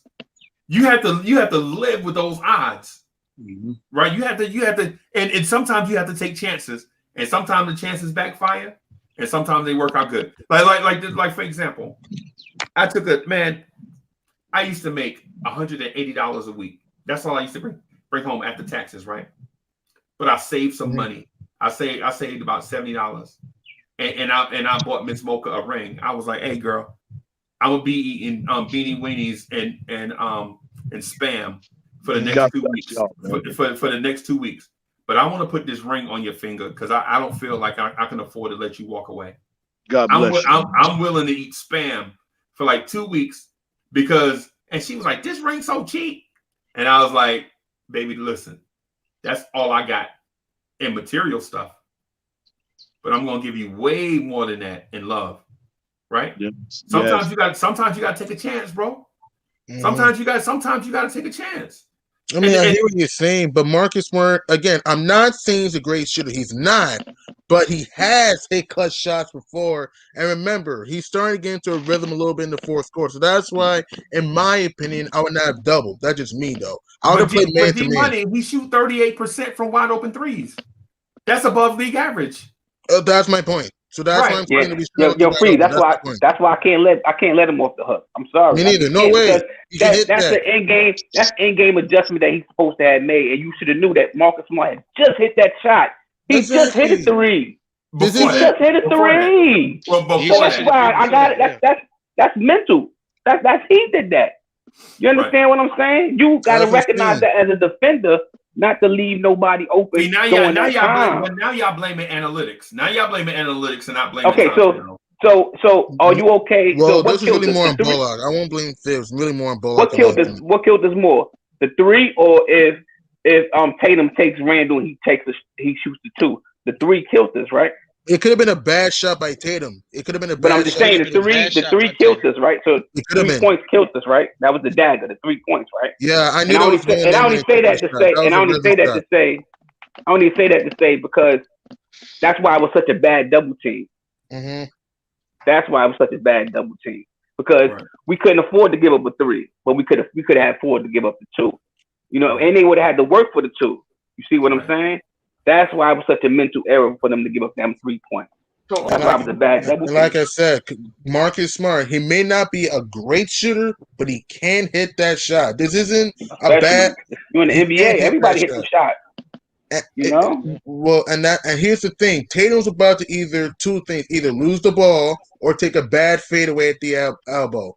So that because Randall had him stuck in that moment, Bullock didn't have to come and double and leave Smart open. Because remember, at the time, Smart I think had 11 points in the fourth quarter at the time going into that shot. So it's like he's already in a rhythm. All right, so that's why I didn't understand the double team. If we play man to man, we get a stop, we get the ball back, tie game. Who knows? Because remember, Boston struggles in close games too. Don't forget. So it's like I didn't understand what was that. And also another thing that killed me too. We were down by 3. Allen Burks takes a step back 3 rather than go for a quick 2 and foul or get the ball back to RJ Barrett, who just hit his 3 at the right when to tie the game. That's what I don't understand. Right. Again, I'm not trying to brutally crush the Knicks. I'm not. I'm a true fan, but I'm going to tell you the facts what's going on. We're not executing in close games. It's like we have young talent, but we just don't have a go-to guy that can consistently take over the game when it's crunch time. If we want to make the playoffs, we got to find a way to execute not only offensively, but defensively in close games. There's no way we should have lost to Minnesota. That game was just due to stupidity. All right, we lost that game due to pure stupidity to Minnesota. We took our foot off the gas. We thought we were up better 18 in that game. Yeah, we thought we won that game. That's what happened. Yeah. We thought they was gonna roll over and play that, and they didn't. Exactly. And the Brooklyn game, we should have gotten that rebound over TLC. If we rebound the ball, we would have possession in the tie game, and who knows what we could have G Money, that's all your fault because you didn't want Andre Drummond. Wait, what? It's all your fault. I didn't want him either. I didn't want him either. I'm glad he didn't come. He's a good player. He's not a good free throw shooter. He's a good player. He probably would have got injured. Yes, he hurt his toe recently. He came back last night. Yeah, so, it's all y'all fault, bro. Y'all did not want an elite. We did not want him. I'm living with that. And now y'all like, I live with it. Rebound. Y'all legit was like, no, Andre Drummond, no. But to our credit, though, Freeze, to our credit, that was before Mitch went down with the foot injury. So we all were saying that before that injury happened, and we had a lot to go off. So this is what I'm gonna do. This is I feel like this is my position here on the panel, right? I'm gonna bring everybody back. Get him, Sarge. I'm gonna bring everybody back to level set, right? So whatever we're talking about or whatever opinions we have to remember what the foundation is, right? And we develop those opinions based on the foundation. The foundation is this, and I had said this earlier. The amount of time that you play these guys matter, right? Right. So you have to figure out in your rotational scheme who's playing, who's subbing, how long they're on the floor, because all that matters in the fourth quarter. When you people and mental or physical mistakes are made when you're fatigued. That's true. Don't get it twisted. Never get it twisted. That's facts too. That's a fact. So you can't tell me that you're gonna play me, hard, and I'm running after the best player. I'm isolated on the best player on the opposite team for 20 minutes. And then you give me however long we're at halftime, and then when I come out in the second half, I'm a little sluggish. But you expect me to have the same level of efficiency and energy that I had in the first half. That's not going to happen. So what I need to know from you is, my coach or the team, who's spelling me so I can get on the bench. I just need give me about 7 minutes. 7 minutes, put me back in the fourth quarter at the 5-minute mark, and I can take it to the stretch. That's the conversation that needs to be had. Because at that point, I'm physically and mentally prepared to take us to the stretch. Right. But it's about the rotation, right? So, and again, rotation is one, but again, you have to be smart enough to understand what's going on the floor at the time. So I may not be the person that you need to sub. G Money may be the person that needs to be subbed because I need his effort based on the matchup that we have on the floor and how we can win the game. Right. That's what we're looking at right now. And we can sit here and nitpick all day about who did what at what point in the game and who made what shot or whatever the case would be. It's a make or miss league, right? It's true, yeah. Yeah. If Marcus Smart had missed that shot, we wouldn't be having this conversation right now. Well, potentially the game was still tied, so we don't know. Things could have happened though. Yeah, you're right. You're G-Man, let me ask you this. Do y'all feel? This is for everybody. Do y'all feel, right? Based upon how our team is constructed, right? Mm-hmm. Going down the stretch, do y'all feel that closing the games will help us better if it's closing these games by committee, by the team? Meaning that, like RJ the other night, he was hot. He should be the one. You understand what I'm saying? Yes. Or just by playing in the all, because when you zero down in this Julius or nothing, it makes it just throws everything else out. Everything, because he's gonna take the shot, whether it's a bad shot, good shot, and these closing shots have been horrible. You know what I mean? Yeah. They have been even the one he made was horrible. That's a horrible execution. That's a horrible shot. So that's why I just feel like we should close these games. I think it would help us by closing by committee. You know what I mean? I agree. By whoever's hot, whoever's rested, have our shooters in the game. You understand what I'm saying? Have our defensive player in the game when they're supposed to be in the game. Like, you have to use Frank for what you can use him for. I don't care if he can't score, but he can shoot though. He can do the same thing Marcus Smart can do, right? He'll hit a shot here and there. We don't know unless he takes the shot, right? We will never know unless we find out if these guys can make these shots, right? At the end of the day, this is what I think, right? So moving forward, and I said before, I believe that we will win at least half the games we have remaining at this point.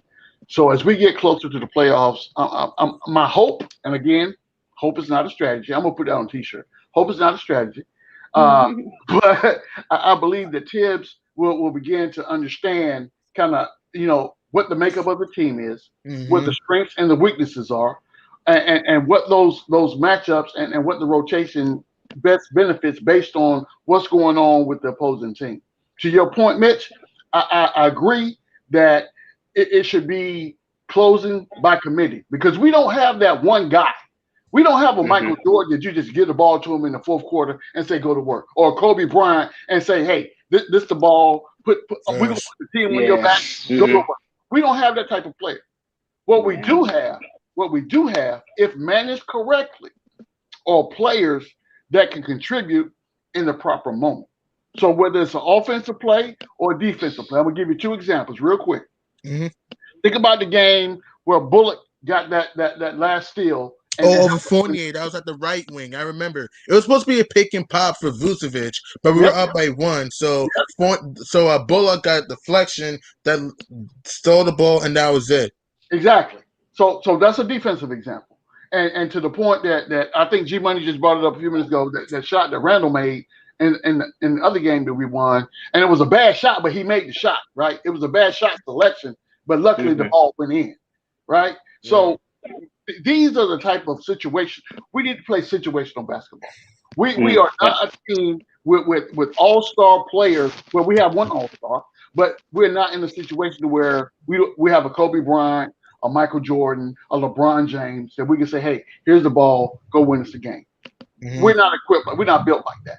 So what we need to do situationally is say, okay, well, I know, you got two players over here. Let me get I need to you remember back in the day when we used to put players in just to get fouls? Hey, Mitch, I need you to go in and get me 5 hard fouls on this dude, right? I need to take him out the game. That's the only thing I need for you to do. And that's why you on the roster. So what happened to that? Whatever happened to that mindset, right? And again, situational basketball, I think, is how we finish the season out. The crybaby committee. That's right. But you know what? You got the players that didn't make it. You got the players that didn't make it. They on the commission. You know what I'm saying? They getting paid to make up rules and regulations and stuff like that. They didn't make it in the NBA, so now they like, oh, let's make it harder for all these nice ones. Let's make it harder for all my counterparts that made it. Like G-Man, myself, I just feel like our team got so much growing to do. You know what I mean? They got a lot of growing to do.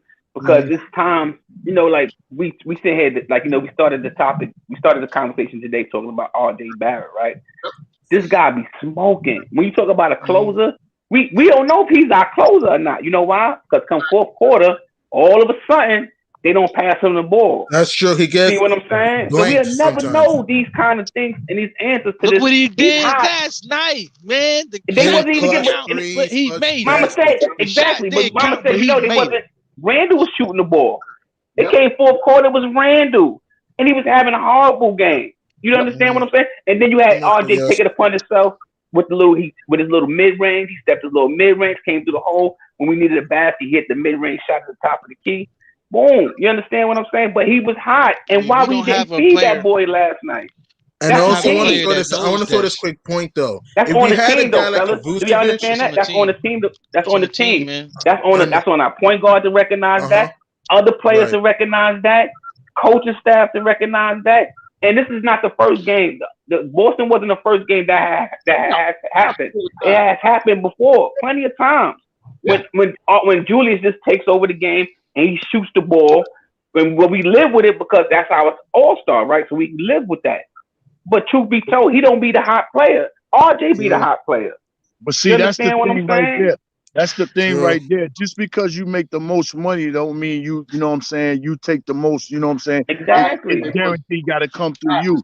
Now, sometimes, majority of the time, the coaching staff is supposed to be watching everything and paying attention and seeing what Tom don't see. Because sometimes, you know, on the sideline, you can get caught up in the game, you know what I'm saying? So they need to start bringing more things, you know what I'm saying, to Tom's ear, you know what I'm saying? I mentioned that the other day on the Man show. It's really showing how much we're really missing Woody, you know what I'm saying, right now.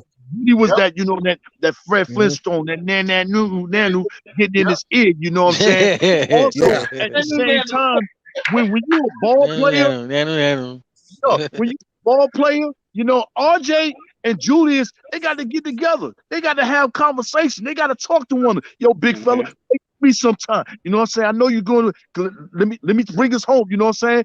All right, I got it, little brother. You're right. They got to have that type, you know what I'm saying, build with one another. They got to communicate and talk with one another, even when the staffs is not doing it. That's how you know what I'm saying, you make a, you know what I'm saying, a collective bargain, you know what I'm saying, two elite players. When they say all-star, you don't mean just, you know, by the name. It means more about what you do on the court. How do you play together? How you lead together? You know what I'm saying? How you offset one another? How you go and I go do something else. And then when you get off, let me do that, and you go do something else. Those are, you know what I'm saying, the things that they got to get to one another, you know what I'm saying?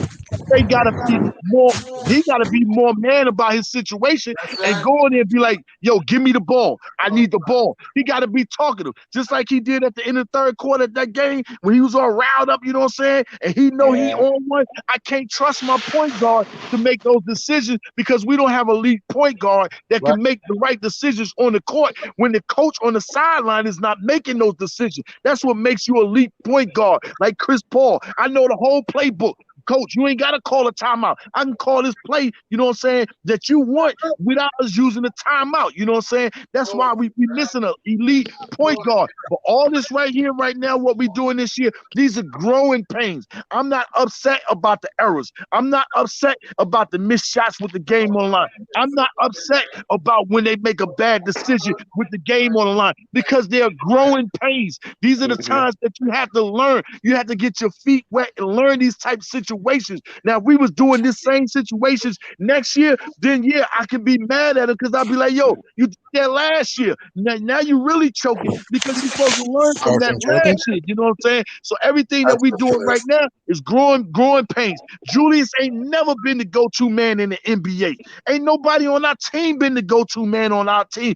Period. All of them been role players or they rookies, you know what I'm saying? Or they bench players. That's all we got right now is role players and bench players and rookies. That's all we got. But you got to appreciate what we got and let them go through their growing pains so it can carry over to them next year. So when you get into that situation next year, Bullock, and you at the 5-second line on the 3-point line and Tatum at the top of the key and you decide to go double him, no, you don't double him there. Matter of fact, you double him at half court, make him get the ball out of his hand earlier. Those are different type decisions that you learn from right now, you know what I'm saying? So you can better yourself and better the team as a whole, you know what I'm saying? We got a lot of great things going on, man. You got to appreciate, love everything, and get the pluses out of it instead of taking the minuses, you know what I'm saying? Because we equaling out. The best thing that happened to it when Mills left up out of here. Now we got somebody that know how to take care of that money, you know what I'm saying? Now we got we got draft picks, we got everything.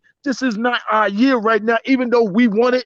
As Knicks fans, we want it. We feel like we deserve it. We supposed to be, you know what I'm saying? But it's not this year. Next year, we knocking on the door. We lost to Boston 2 points. We lost to Brooklyn 2 points. Last year, we lost to Boston by 20. Last year, we lost to Brooklyn by 20. So, you know what I'm saying? Everything is shrinking. You know what I'm saying? Washington ain't nowhere to be found.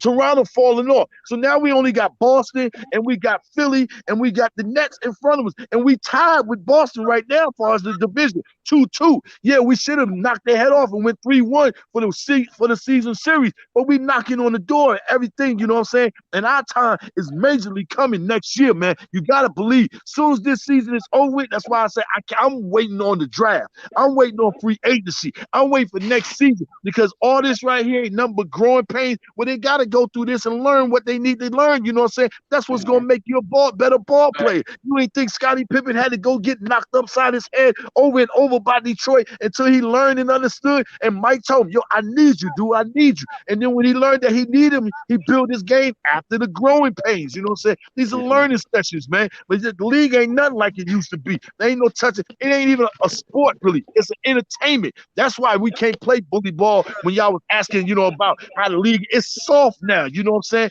It's a bidding war. It's ratings and all that. We couldn't get ratings before because it was 92 to 93 and 94 to 89 games, and the views and everything on TV was going down. You know what I'm saying? So they changed up everything. They allowed no hand checking. You can't touch nobody. Everything's a quick whistle. You know what I'm saying? You know what I'm saying? So that's what we dealing with now. But we on our way and just gotta have a little bit more patience. I always use the word patience, man. You know what I'm saying? A lot of people can't come home because they ain't tell.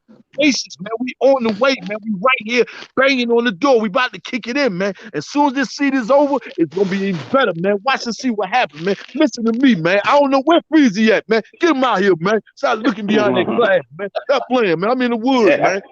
That's why I say they got a lot of growing to do. You know, they got a lot of growing because that's what I want to see RJ turn the ball over. I want to see these guys. See, I don't want to see Julius turn the ball over because you know why? Julius, what is his 5th year in the league? He shouldn't be making them same kind of mistakes. You understand what I'm saying? But I want to see RJ make these mistakes early because he's the kind of player that he corrects his mistakes. So you want to see. You don't want to see that turnover, like I said. You don't want to see that turnover at the end of that game, the way that turned the ball over. But you want to see him be able to bounce back, hit the clutch shot, do things like that. That's why I just say, as an overall team, they all have to recognize that. You know, they all got to talk. They got to speak to one another. Even Taj, him being the elder statesman, should know that who's hot out there on the floor to be relate that to the players to get that player that ball. You know, it's times of the game where IQ be hot. You understand what I'm saying? It's all the time. Tibbs will pull him out the game. See what I'm saying? So it's like it's all kind of stuff that I think they all got to learn. Tibbs included. About our team. You know, we see it as fans because we sit there and we watching the game, and we also watching the game within the game to see these things. I think that, you know, sometimes I do understand when you're in the game and you're not watching it on TV, the game it speeds up faster. So them players, the coaches, they sit there watch the game. They're trying to make adjustments, but the game is going by so fast. Us at home, we see it because we sit on our couches, we chilling. You know, we going to the fridge. We got plenty of time to dock that. We can even hit the rewind button. They can't hit that rewind button when the game is going on. You understand what I'm saying? So I just think that they just got a lot to learn overall as a whole team because it's times that they don't feed them hot hands. And that's why I say I think we should close by committee as a whole team. Move the ball around, call better plays down the stretch. Don't just make it so much ISO Julius because that doesn't work for our team. You know, it may work for other teams and other players, but for the New York Knicks, the 2021 team, it doesn't work. Yeah. And it hasn't worked. I agree with you 100%, Mitch. And I think that, and I'll make this real quick. So I think that overall, what we're going to learn this season is where we are as far as growing pains go. To Jay Boogie's point, right? So if you have ever done anything or ever built anything from scratch, you would know that the foundation is the key, right? Yep. So you have to understand what that foundation is and who those foundational pieces are. What role do you play if you have a role, and if not, then we know what we need to do. As we continuously overachieve this season, my primary worry is this: as we overachieve, will that impact the way that the front office looks at the moves that we need to make in the offseason? Because we create a false narrative as to the success that we make, right? I'm not saying I'm not a fan of tanking, right? But I'm just hoping that the people in the front office have a realistic outlook and view of how do we get to where we are and how do we garner the success that we have had thus far, and what success do we have in the future, and then base that on what moves we need to make moving forward. So this right here is going to establish, what that footprint looks like. How many square feet is your house going to be? What, depending on what your lot looks like, how many square foot is your house going to be? And how much how much of the land is going to take up for structure versus yard? That's what we're doing right now. That's what we're doing right now. So in the off season, and it's going to be some people out there that are looking at this team right now and saying they're not looking at our win-loss record at all. That's not what they're focusing on. What they're focusing on is the way that the team plays and the way that these guys gel with one another and play as a team and play for one another. That's what they're looking at. Because you can go anywhere and get wins and losses. That's a given. But if you ever go to work one day and there's about 3 people at work you can't stand, guess how long you're going to be at their job? About that long, till somebody else come along and say, hey, I got a better opportunity for you. You're going to quit the first day. Yeah, that's right. Yeah, hey, I ain't got time to put up with y'all. I'm going over here. I might take less money, but guess what? I'm going to take less money, but my mental is better because the atmosphere and the situation is better. So that's what I'm going for. That's what people need to understand. So I will tell you this. Like Jay Boogie said before, we have overachieved thus far for this season. I'm not telling you to be happy with that. Depending on where you are as a fan, what I'm looking at is long-term. I'm looking at long-term longevity. So in the next, and again, somebody's gonna pull this video back up, this podcast back up in the next 5 years. The New York Knicks will have a championship. We will have an NBA championship in the next 5 years. Book it. Book it. I'm telling you. Book it, Dano. Speaking to existence. Book it. Book him, Dano. So I believe you because everything is in place. When you talk about that house, you know what I'm saying? The first thing, most important thing to a house is the mortar. The foundation. Put that mortar down, and then you put them semi-blocks. The mortar is Leon Rose. The semi-blocks is Tom Thibodeau. And then the bricks. We got 2 main bricks right now. You know what I'm saying? We got RJ and we got Julius. You know what I'm saying? And we got a wheelbarrow coming with some other things coming in the making. You know what I'm saying? But we in a great, solid situation, man. You got to appreciate it. You got to love it. You got to feel it. I feel the same way. In 5 years, we're going to be irrelevant because we're going to be up in championship mode. I ain't trying to make the playoffs. I'm trying to stay in the playoffs. You know what I'm saying? That's more important. I ain't trying to come through us in the playoffs. Yeah, Kobe's first famous word. I don't need MVP in April. See me in June. It's a difference between those 2 trophies. You know what I'm saying? I need a trophy in June, an MVP player in June, and we get ready to get 2 of those elite all-stars, and we're going to keep Julius and RJ. I'm telling you that right now. And, man, we're going to do – listen, God bless you all, man. Wait till the offseason. Hey, Freezy. No. J1 Movers. That's me. I just touched you because you deserve that, brother. You deserve that.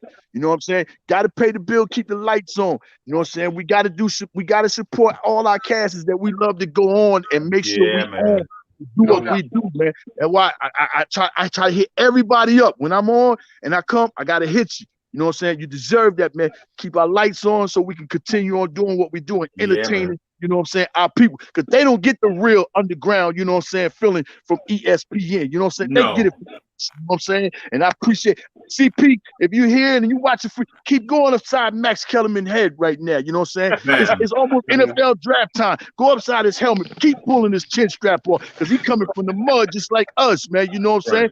With the mud, man. I love y'all, man. Y'all have a great weekend. If I don't talk to you on the pods tonight or tomorrow, which I know I will, but enjoy your Friday, man. Hey, Jay Boogie, let me tell you something. Bro. Let me tell you something. Hey, yo, this some man-to-man, some real talk. This real talk from a man to a man, bro. Hey, I love you, bro. You be safe out here, and we want you to stay healthy. Yes, sir. Because this fellowship out here with us is not with us, bro. It's for us. That's bro. right. It's for us. This is what we use. This is what we use as fuel to keep being positive cats in the community. You know what I'm saying? This is what we use, fellowship, bro.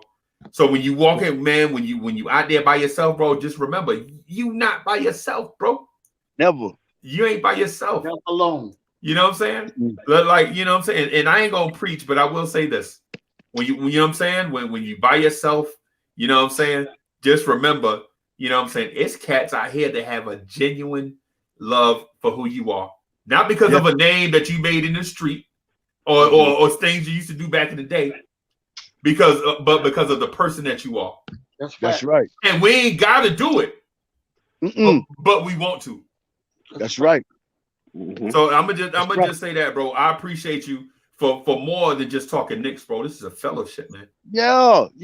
Yeah. That's why I appreciate love all y'all. That's why I got your phone numbers and that. Y'all my brothers, you know what I'm saying? That's why I always say you get more love from people that you do not know than the love from the people that you know. It's a difference between real and fake. You know what I'm saying? And y'all dudes are you know how I knew when y'all was real. I said they just like me, they loyal. Man, we gotta be crazy to be dealing with loving the Knicks how we love. We love them.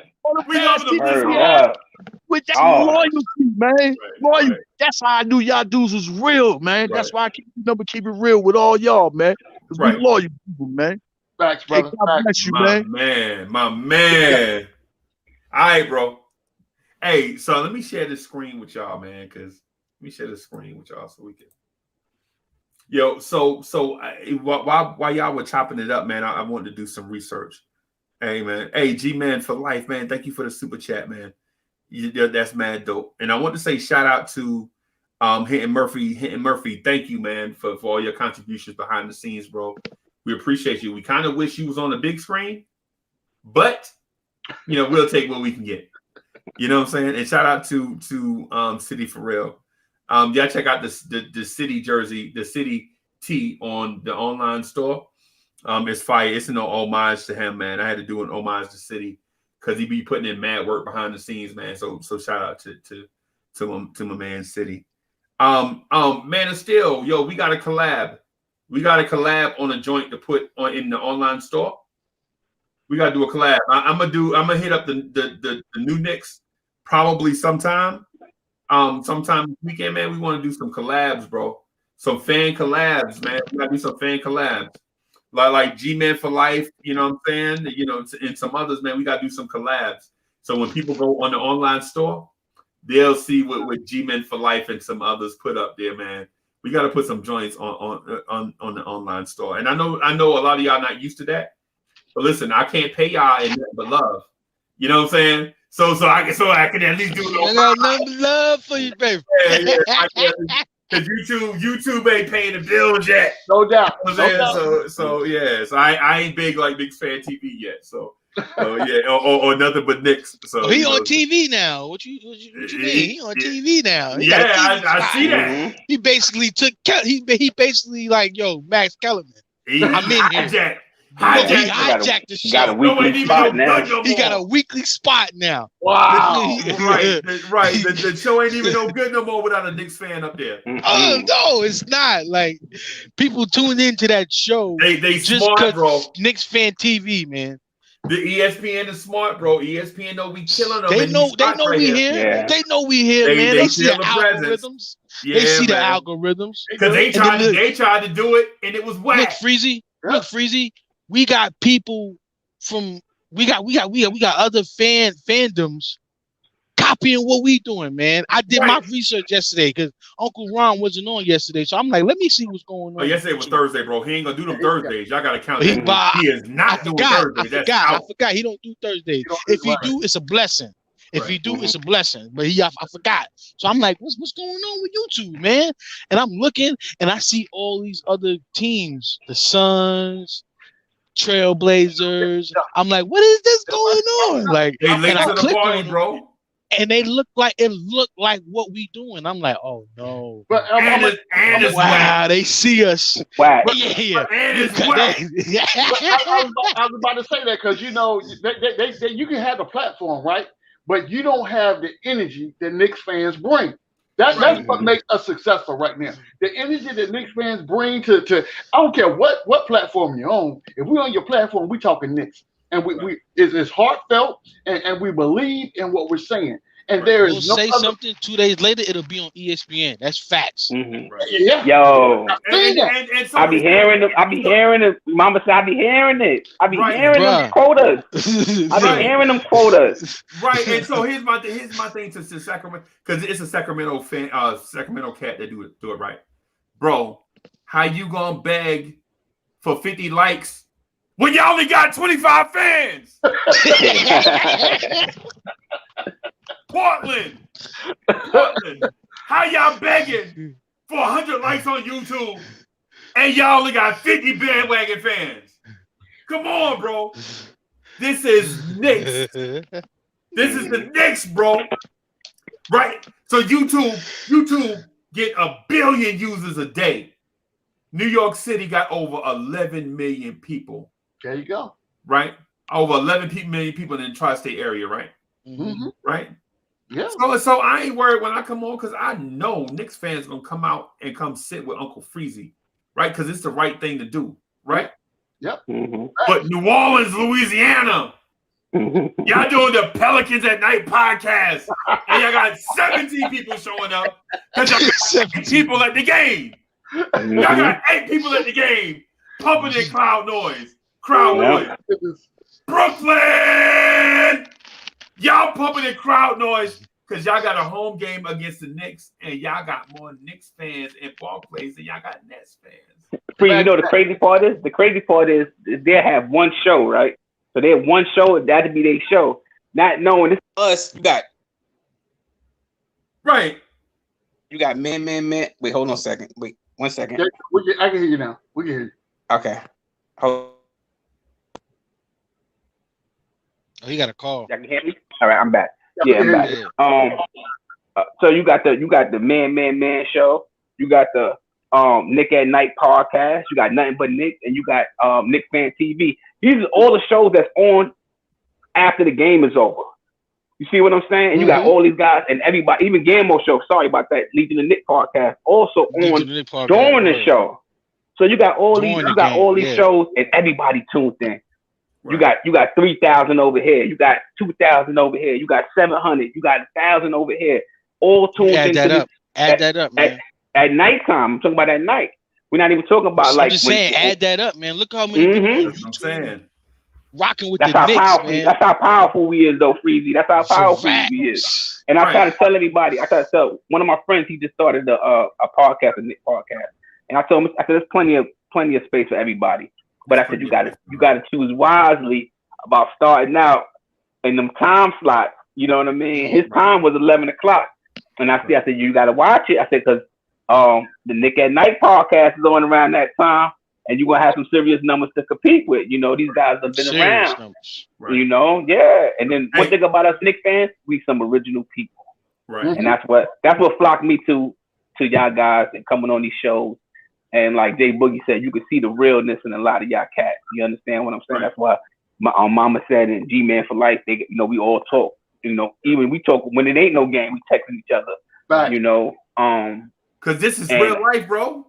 Yo, Freeze, I know I talk funny, right? So I was always nervous about coming on the show because I mumble words sometimes and I talk fast. But I didn't know. Here it is. Now I got my own show. Right. You know, somebody invited me in because they said, you know, we like the way how you vibe and the way how you is, and we love your personality, and we want you to be a part of what we got going on. Right. Never in Right. my wildest dreams, you know. Right. But that's Right. just from us as Knicks fans and us as real men, being Connected. genuine, connected. Exactly. Connected. You know, and Right. that's the real. So that's the real what you get from us Knicks fans. And, You and know? so my thing is I don't have, you know what I'm saying? I when cats want to do their own joint, like some cats have legit come on with me and then left to do their own joint. Which hey, listen. So here's the thing with that. You want to do your own joint, go do it. Right. But my advice to everybody is twofold, right? Don't be whack and fake and be consistent. Don't be whacking. If you're not a Knicks fan, don't be putting Knicks in your title. Right? Don't be no fake dude. And don't be telling stories about stuff that ain't happened. Right? Don't be talking about the game if you ain't watch it. Be real. Right? Be real with it. You know what I'm saying? Because I live for this. Right? Yep. And if I watch a joint and I feel like you ain't bringing nothing to the table, I'm going to be like, boo, you whack. You know what I'm saying? I live for this, bro. During the off-season, man, we was doing 5-hour shows in the off-season, man. Yeah. Right? We was doing 5-hour shows in the off-season. Who can talk about the Knicks? Ain't nothing happening, and we still doing 5 hours. Right? Ain't nothing happening, and I got 8 people on the screen, and we talking 5 hours a night. Man, people fall on the screen, sleep on the screen. I gotta call their phone to wake them up. And I think that's why Windhurst on the live stream. You know what I'm saying? That's why I think Windhurst was saying that a star is gonna come here. Because we passionate, bro. We passionate Knicks fans. We live for this. Because he knows what's going on. Right. He knows what's going on behind the scenes. And be consistent. Like if you say you coming on Saturdays, every Saturday, come on every Saturday. If you don't know when you coming on, say you don't know when you coming on. Yeah. Right? Because we live for this. Bro, I would legit do this 2 times a day. Man, Miss Mocha was like, yo, you sick and you coughing all over the screen. You need to go to sleep. You need some rest. Yeah. She's like, come on. She legit. I remember one time you went to sleep, bro. You went to sleep and it was like for like 7 hours. Right. The thing said 7 hours. Right. I mean, I was at work. I wasn't asleep. I was at work. Away from my phone. I was at work away from my phone. Legit. No, I came back. I was like, dang, you know what I'm saying? I should have ended it, but whatever. Bro, we live for it. We live for this, bro. I'm learning as I go on. You know, I'm learning, Freeze. I'm learning. You know, even with having guests on the show, I'm learning of how the booking process goes. And then when you're doing it, and then when you're doing this, like I explained to the other guys, when you're doing this and this is for free, we ain't paying guests. So when you ask somebody that's playing in the Knicks G League team to take out time out from his business schedule to come on, and he's not getting paid for it, so you know it's going to be some kind of schedule differences going on. But you just got to bear with it, and you got to know how to adjust on the fly. You got to know how to change the topic, incorporate other things. And you know, G-Man was with us Saturday. He helped us out, did a good job, and everybody kept the flow going until JJ was able to come on the show with us. But I'm learning as I go on about the consistency and things of that nature. And you know what else I need to do too, man? So here's the thing. That a lot of I ain't gonna say rookie YouTubers. What I'm gonna say, people that's new to the process, they get. My grandmother used to call it shame face. Like when you be embarrassed to plug certain stuff. Yep. So plug your stuff. That's how people go. Yeah, for the love of the game podcast, baby. Yeah, you know what I mean? Myself, Zach, Hector, and my man Spree. So you get 4 different views of opinions and on weekly sports that happen. In our time slot, we picked the time slot that right after Uncle Freezy go off, on Saturdays afternoon, so Freeze could jump on our show and right before Ron come on. So we picked that time slot purposely so that we can lead up until if it's a game Saturday night and everybody won't, nobody stepping on nobody's toes and we all can support each other. Right. And yo, you know what else too? I'm gonna tell y'all too. Don't be afraid to express your thought. Right? Mm-hmm. Like when we get on here, because I used to get on Nothing But Knicks with Sim, right? And I would have, like with me, you see, I feel like when I get on the joint, I don't have nothing to lose. What y'all gonna do? Come take money from me or something? I don't have nothing to lose when I get on here. You know what I'm saying? So when I get on, like I used to get in the video chats, I used to just speak my mind, and they used to mug me in a video chat. But you know what? About 70% of the time I was right, 30% of the time I was wrong. But you know what happened with that 30% of the time I was wrong?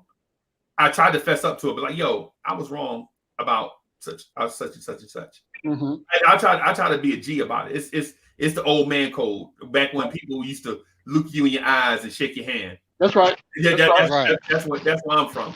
That's right. And when you legit, I'll be like, LT, you did a good job. I'll be looking you in your eye and shake your hand. Ain't no hidden agenda here, bro. Because agendas get heavy if you keep hiding and have to carry them. That's a fact. I don't want to do that. I'm a free spirit, bro. I don't want to do that. So, but here's the other thing too. Just say this real quick before we get back to this Knicks stuff.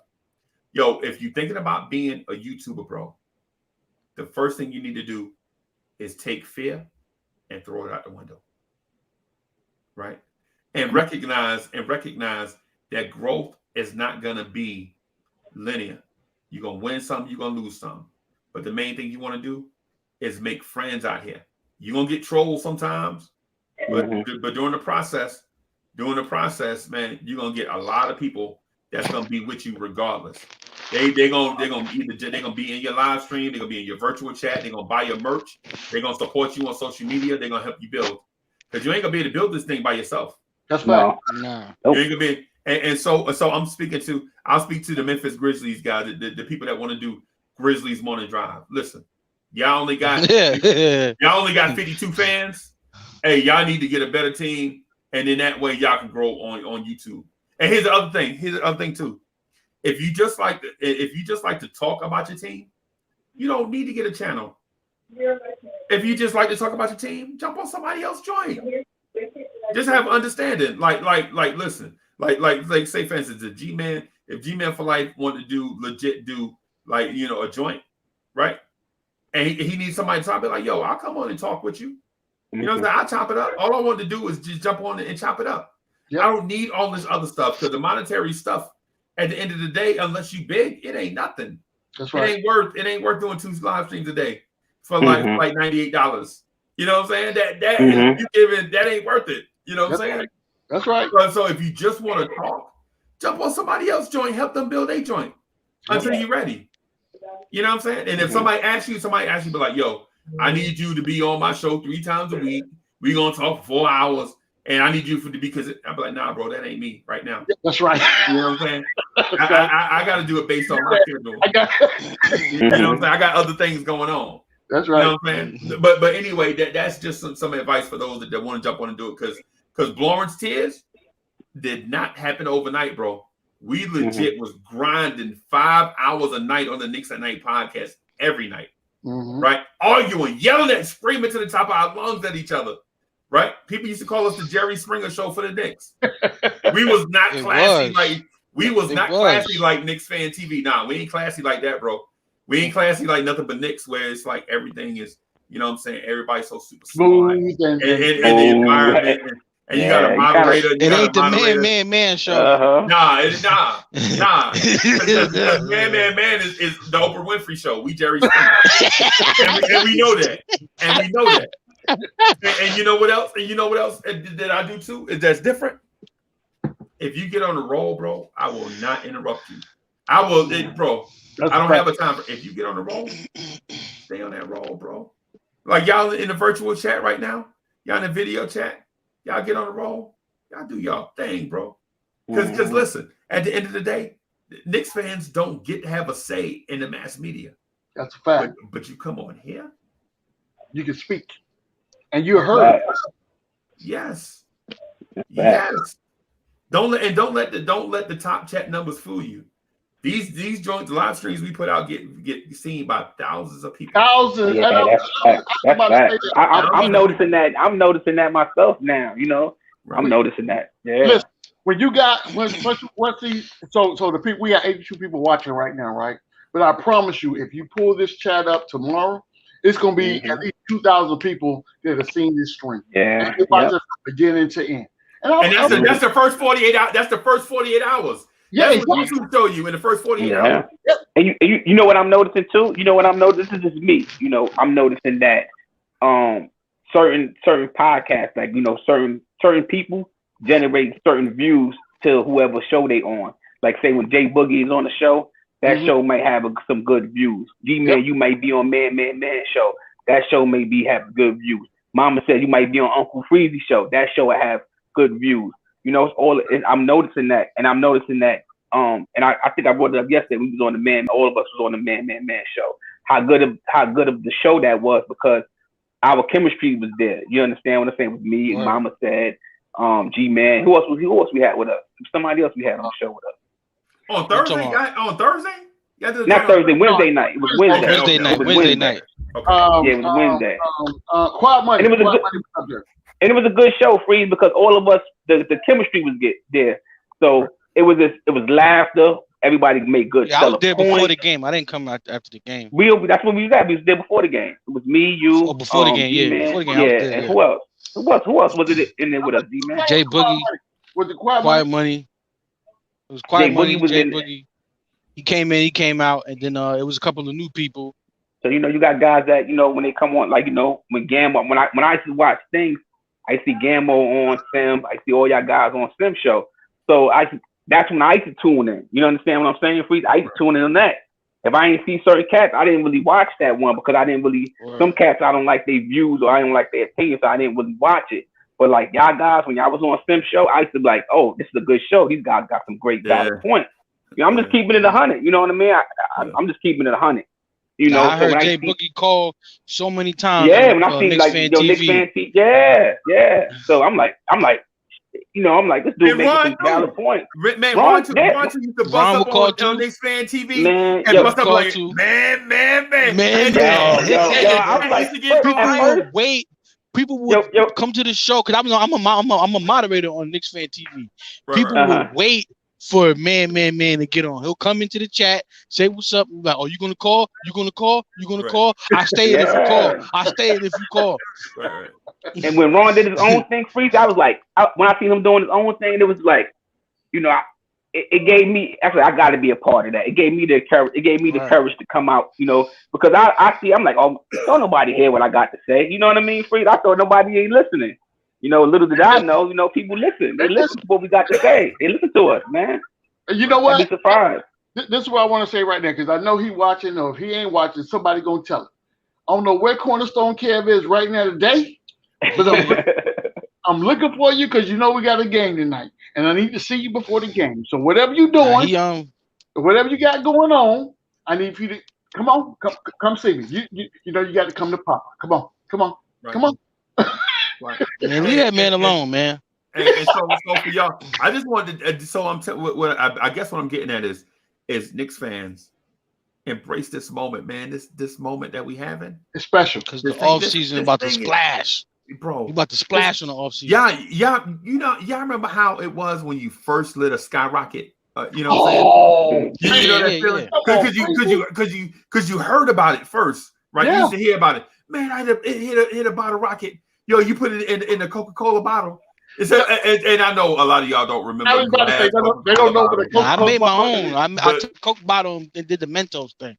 Right. That's what I was doing. That too. Yeah. and so you heard about it, and then your bigger cousin used to take you out there. He'd be like, stand over there, because if you get too close, you might catch on fire and burn up. You know, something crazy. They'll tell you something crazy, right? And then after a while, you got old enough where you can stand by them when they had the matches. Remember matchbook? You take the old wood thing out of the thing, and then after a while, your little cousins will be like, Uncle Freezy, you gonna light off that bottle rocket, and it'd be your first time doing it. Yep. And then you'd be like, yeah, but you gotta stand way over there. I want you to burn up. Yeah, now the table's unturned. Now you the big dog on campus. That's right. You know what I'm saying? That's right. This is that moment for us. Because we had been in the lottery. Remember, we was so bad, we almost got the #1 pick one year. Right? We wound up getting RJ Barrett. And now we talk about making the playoffs. Ain't that something? That's right. The next season. Ain't that something? Nice. That's crazy. Right. We was like, yo, with this #9 pick, I don't know if we're gonna get Kevin Knox or Mikal Bridges, because whoever it is, they gotta lead us to the playoffs. They got to be a star, right? We wishing on a star, right? But you know what? We get RJ Barrett. We ain't in that time no more, fellas. No, we're not. We ain't in that time no more. Now the tables done turned. Yeah. Mm-hmm. The tables turned. As a Knicks fan, we in a good place. We are. Now we made Vegas look stupid. Right. Right. How important was that us not making a trade, that big splash trade that everybody was gunning for us to make, bro? For Bradley Beal or somebody that was gonna destroy our team for the near future. How big was that, bro? To be where we at right now. To be and listen, we 2 games under 500, right? Yeah. Mm-hmm. We 2 games under 500. Yeah, we 2 games. And we 2-8 again in games decided by 3 points or less. 3 points or less. Yep, that's a right. fact. That's a fact. But here's another fact. We in the 8th spot in the East. Who saw that coming? Mm-hmm. Nobody. Who saw that coming, bro? Who saw Julius Randle being an all-star? Who Nobody. saw RJ Barrett shooting 38% from 3? Nobody. Keep Sweat. Nobody. Right. right. And so what I'm saying to everybody is this moment right here that we in, man, YouTube is booming with Knicks content creators. Oh yeah. Right? Because my homeboy Jonathan Macri doing an excellent job over at Knicks Film School. All them guys. Him too. Yeah. Yeah. So he be having some people on there. I checked him out one day. I'd be like, oh, he be having some credible people on his show. I'm talking, when I say credible people, I mean like people that be like right next to from the New York Post. Yo. That's what I'm saying. What? I was like, that boy crazy. Right. Who is this guy? Right. Who is this guy? And so he a Knicks fan? And so in post-game press conferences, they might call on Jonathan Macri from Knicks Film School in a post-game presser. Right? He doing this, and he come on here. He doing things. He doing low-key big things. Right. And he be like, and so he come on Freak, man. The dude is a gem. The entertainer talking sports. Me and him on Sim show, both of us was nervous. We like, this whole YouTube thing is new. Now that my man blowing up, he was like, Uncle Freezy, you got to open invite to the joint. You know what I'm saying? So I'm like, Blorange must be doing something, man. My people, because when people see me, like when I and this is the honest God truth. When I go other places, and I get invites all the time, and I don't always go. Right? I don't always go because I feel like if I can't represent right, I don't want to represent at all. Right. You know what I'm saying? So the thing with the Blorange to his family, when I say Blorange to his family, I mean that. Like legit, I'll get out the live stream. I'll get out the live stream and let y'all rock because I trust y'all. You know what I'm saying? Am I lying? Will I disappear from the live stream and let y'all rock? You did it a few minutes ago. You do that.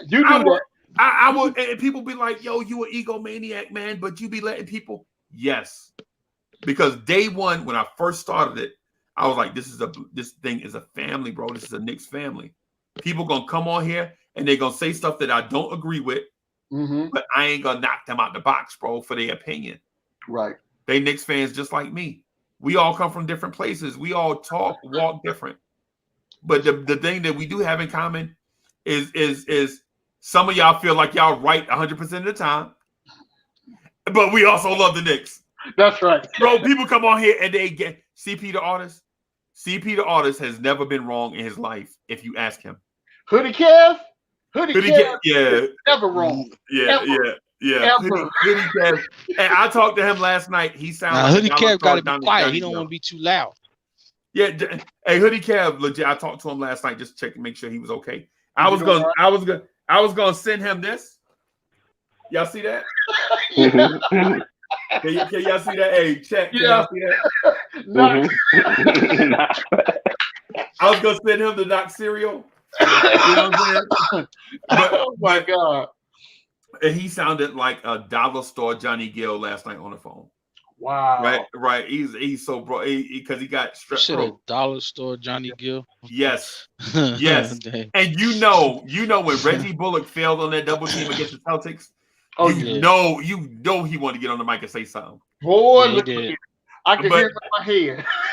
But Reggie Bullock had been praying to God to do something with Hoodie Cav. He was like, "Don't kill him.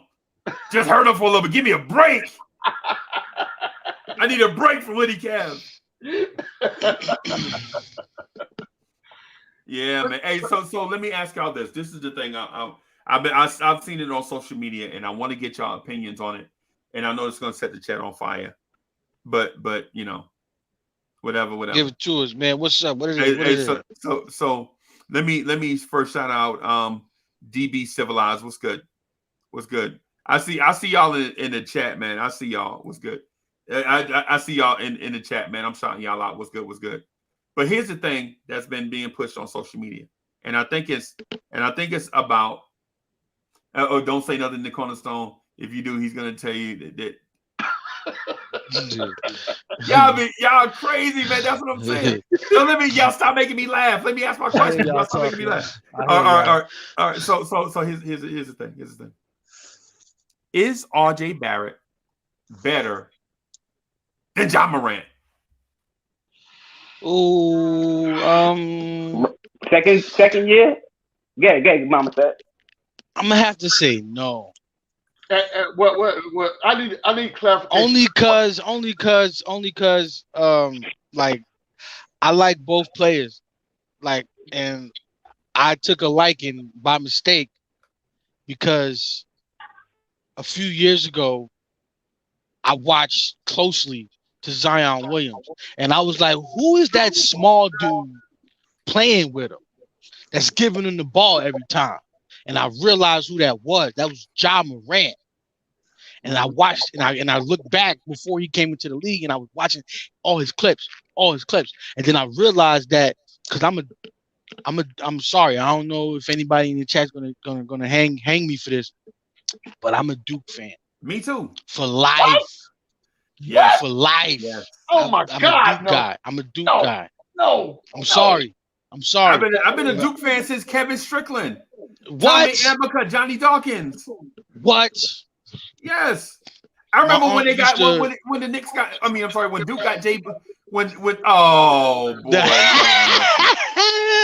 Understand. I'm just saying. Chapel Hill is real. I be telling people Chapel Hill is real. That road is real. The triangle. That road is real. You ever been on that road? I got a chance to be on that road. Right. I got a chance to walk that road. Right. Do you understand how like dangerous it is to go past the mark with the Duke jersey on? Like it is dangerous. It is dangerous. That's real talk. That's real talk. That what Mama said just now. That's real talk. You cannot be in North Carolina in the Triangle area with the wrong gear on, and it's like being in South Central. The entrance from the school to the other school is a road. It's one main road, bro. That's it. You cannot pass that red light. Once you pass that red light, it's a wrap for you. Boy, look at here. Go ahead, Mama. But Ja Morant, you know what I'm saying? Like, he's a point guard. You know what I'm saying? Like, RJ is a shooting guard. Right. But in college, RJ, he showed you he can play it if he wants to, in the right setup and the right coach. When Trey Jones got hurt in RJ Barrett freshman season, RJ Barrett played point guard. Stepped up. Yeah, he stepped up. But Trey Jones was out. Right. You know what I'm saying? But Ja Morant, that's his position. That's his position. He a natural point guard. He's a natural point guard. Because if you look at high school, all he had to do was listen to the coach. Give it to that boy right there. Hey, number one. The tall dude. So I'll say this. I'll say this about Ja Morant, right? Because I live in South Carolina, and Ja Morant went to school. He didn't go to school with my sons, but my sons were in school at the same time as him in the same basketball conference. Right. So about once a year, Ja Morant would come to our town, right? Mm-hmm. And he didn't look like Ja Morant. You know what he looked like? He looked like the best athlete on the high school team. Like he could have been a point guard, quarterback, center fielder, every shortstop. You know what I'm saying? He just looked like the best athlete. He was probably about 6 foot, about 145 pounds. Mm-hmm. Right? If that. But he was so fast and athletic that you couldn't stop him, right? No, you could. Like legit, you could. Excuse me, our point guard, our defense. No matter what you ran, if you ran a zone, he was fast enough to get to the zone, and jump. Now through a zone, Yeah. right? Yeah. He was that fast. That much, and where I live, basketball is king. Everything. Right. Basketball is everything. Right. But like you know how certain high schools they big man be 6'3", you know what I'm saying, or whatever. No, not here, bro. Our bigs are 6'7", 6'8", bro. You know what I'm saying? In the country, right? Every year we got big guys, right? Big dudes. But Ja, right? And I forget what they called him, but they wasn't calling him Ja then. They weren't calling him Ja. I forget his nickname, but yeah, but my man was so fast and so explosive that you could tell he was different, but the skills wasn't there.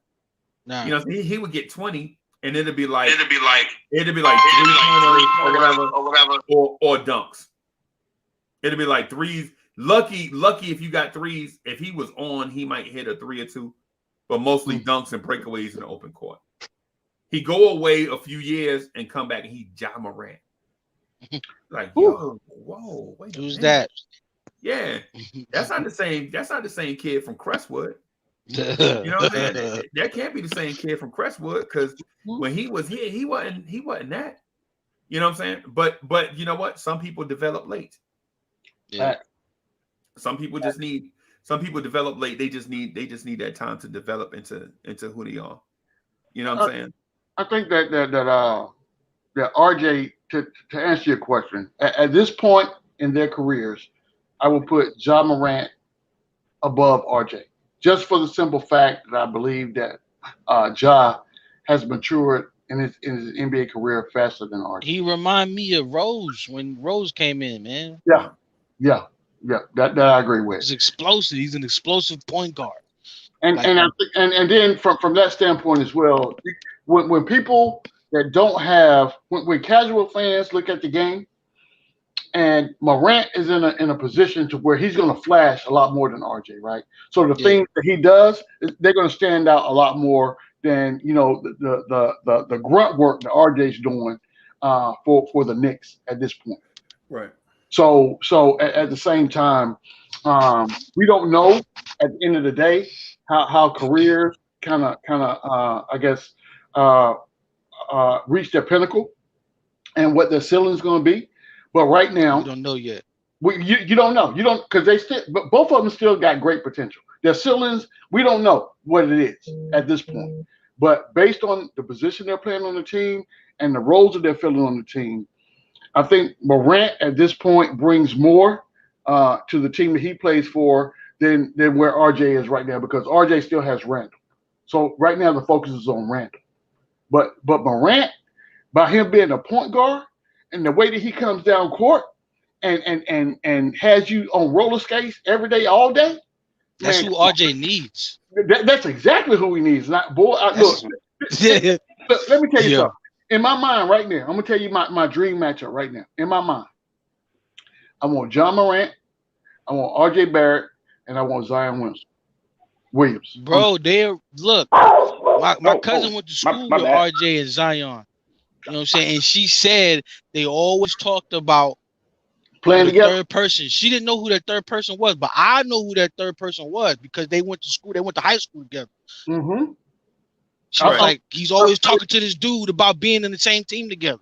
Dude, I'm like, cuz it will happen. If people keep talking about this, you know, we only have an all-star superstar come in, whatever the case may be, right? Whatever that looks like, I don't care about none of that. I don't care about none of it. And I'm a University of North Carolina Chapel Hill Tar Heel fan, but I'm rooting for Duke guys. They might pull my UNC card for me right now. But what I'm telling you right now is it's okay. It's okay. It's okay. Look, you don't count because you're a Duke fan. Nah, man, it's the fact that North Carolina's best player to come out in the last few years is Cole Anthony. Don't dispute it. Because if you dispute it, I'm gonna say Reggie Bullock. If you dispute it, I'm gonna say Reggie Bullock. No, I'm gonna tell you. If you dispute it, I'm gonna say Wayne Ellington. Corey White. I'm Wayne gonna give Corey Ellington. White this. Corey White, he hadn't shown what he needs to show, but he's in that same grade. He's still trying to find his way. He's out there with Chicago trying to do his thing.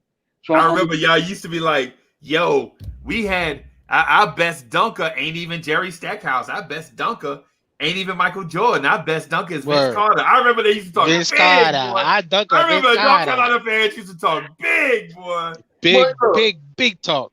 You know, I'm just saying. You know, you're right. It's like Giants fans. Giants fans used to be like, our best running back ain't even Saquon Barkley. Our best running back ain't even Rodney Hampton. Yeah, our best running back ain't even Otis Anderson.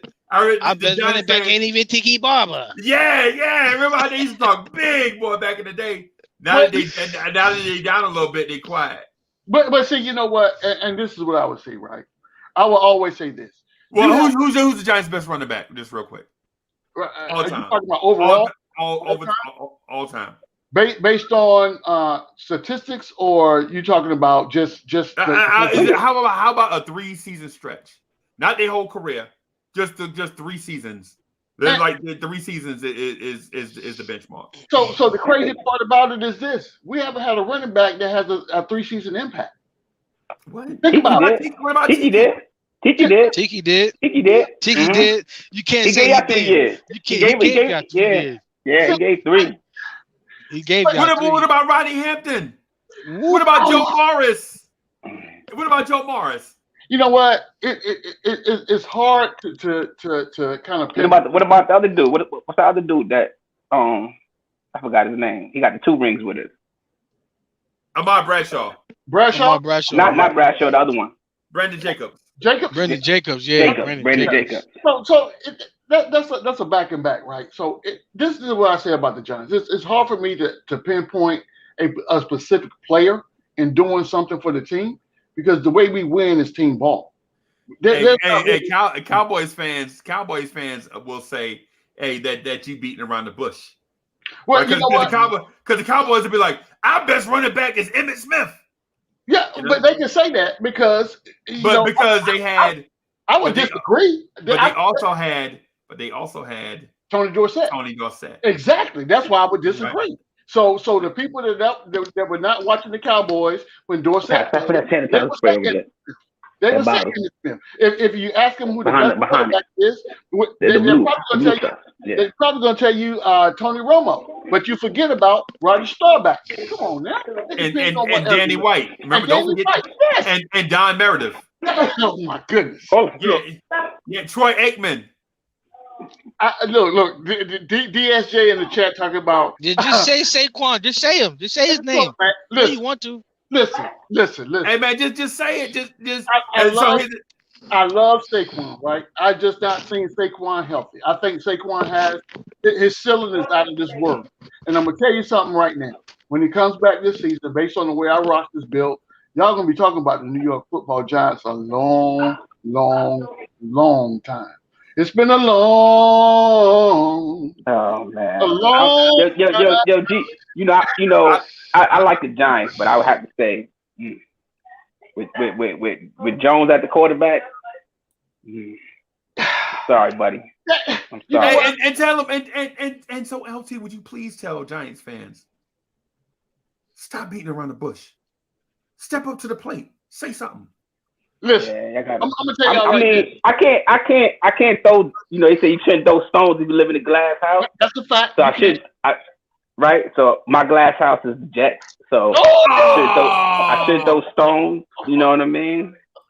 Let's get him out the chat. Freezy, he bugging. I just booted him out the chat. I just booted him out the chat because he said Jets. What you say, Free? You say honesty, right? Keeping it real, right? Right. Is all right. So that's all I know how to do. Keep it real. I'm a Bears fan, right? So I'm a Bears fan, right? Mm-hmm. And I know over the years the Bears have never had a quarterback. No, never.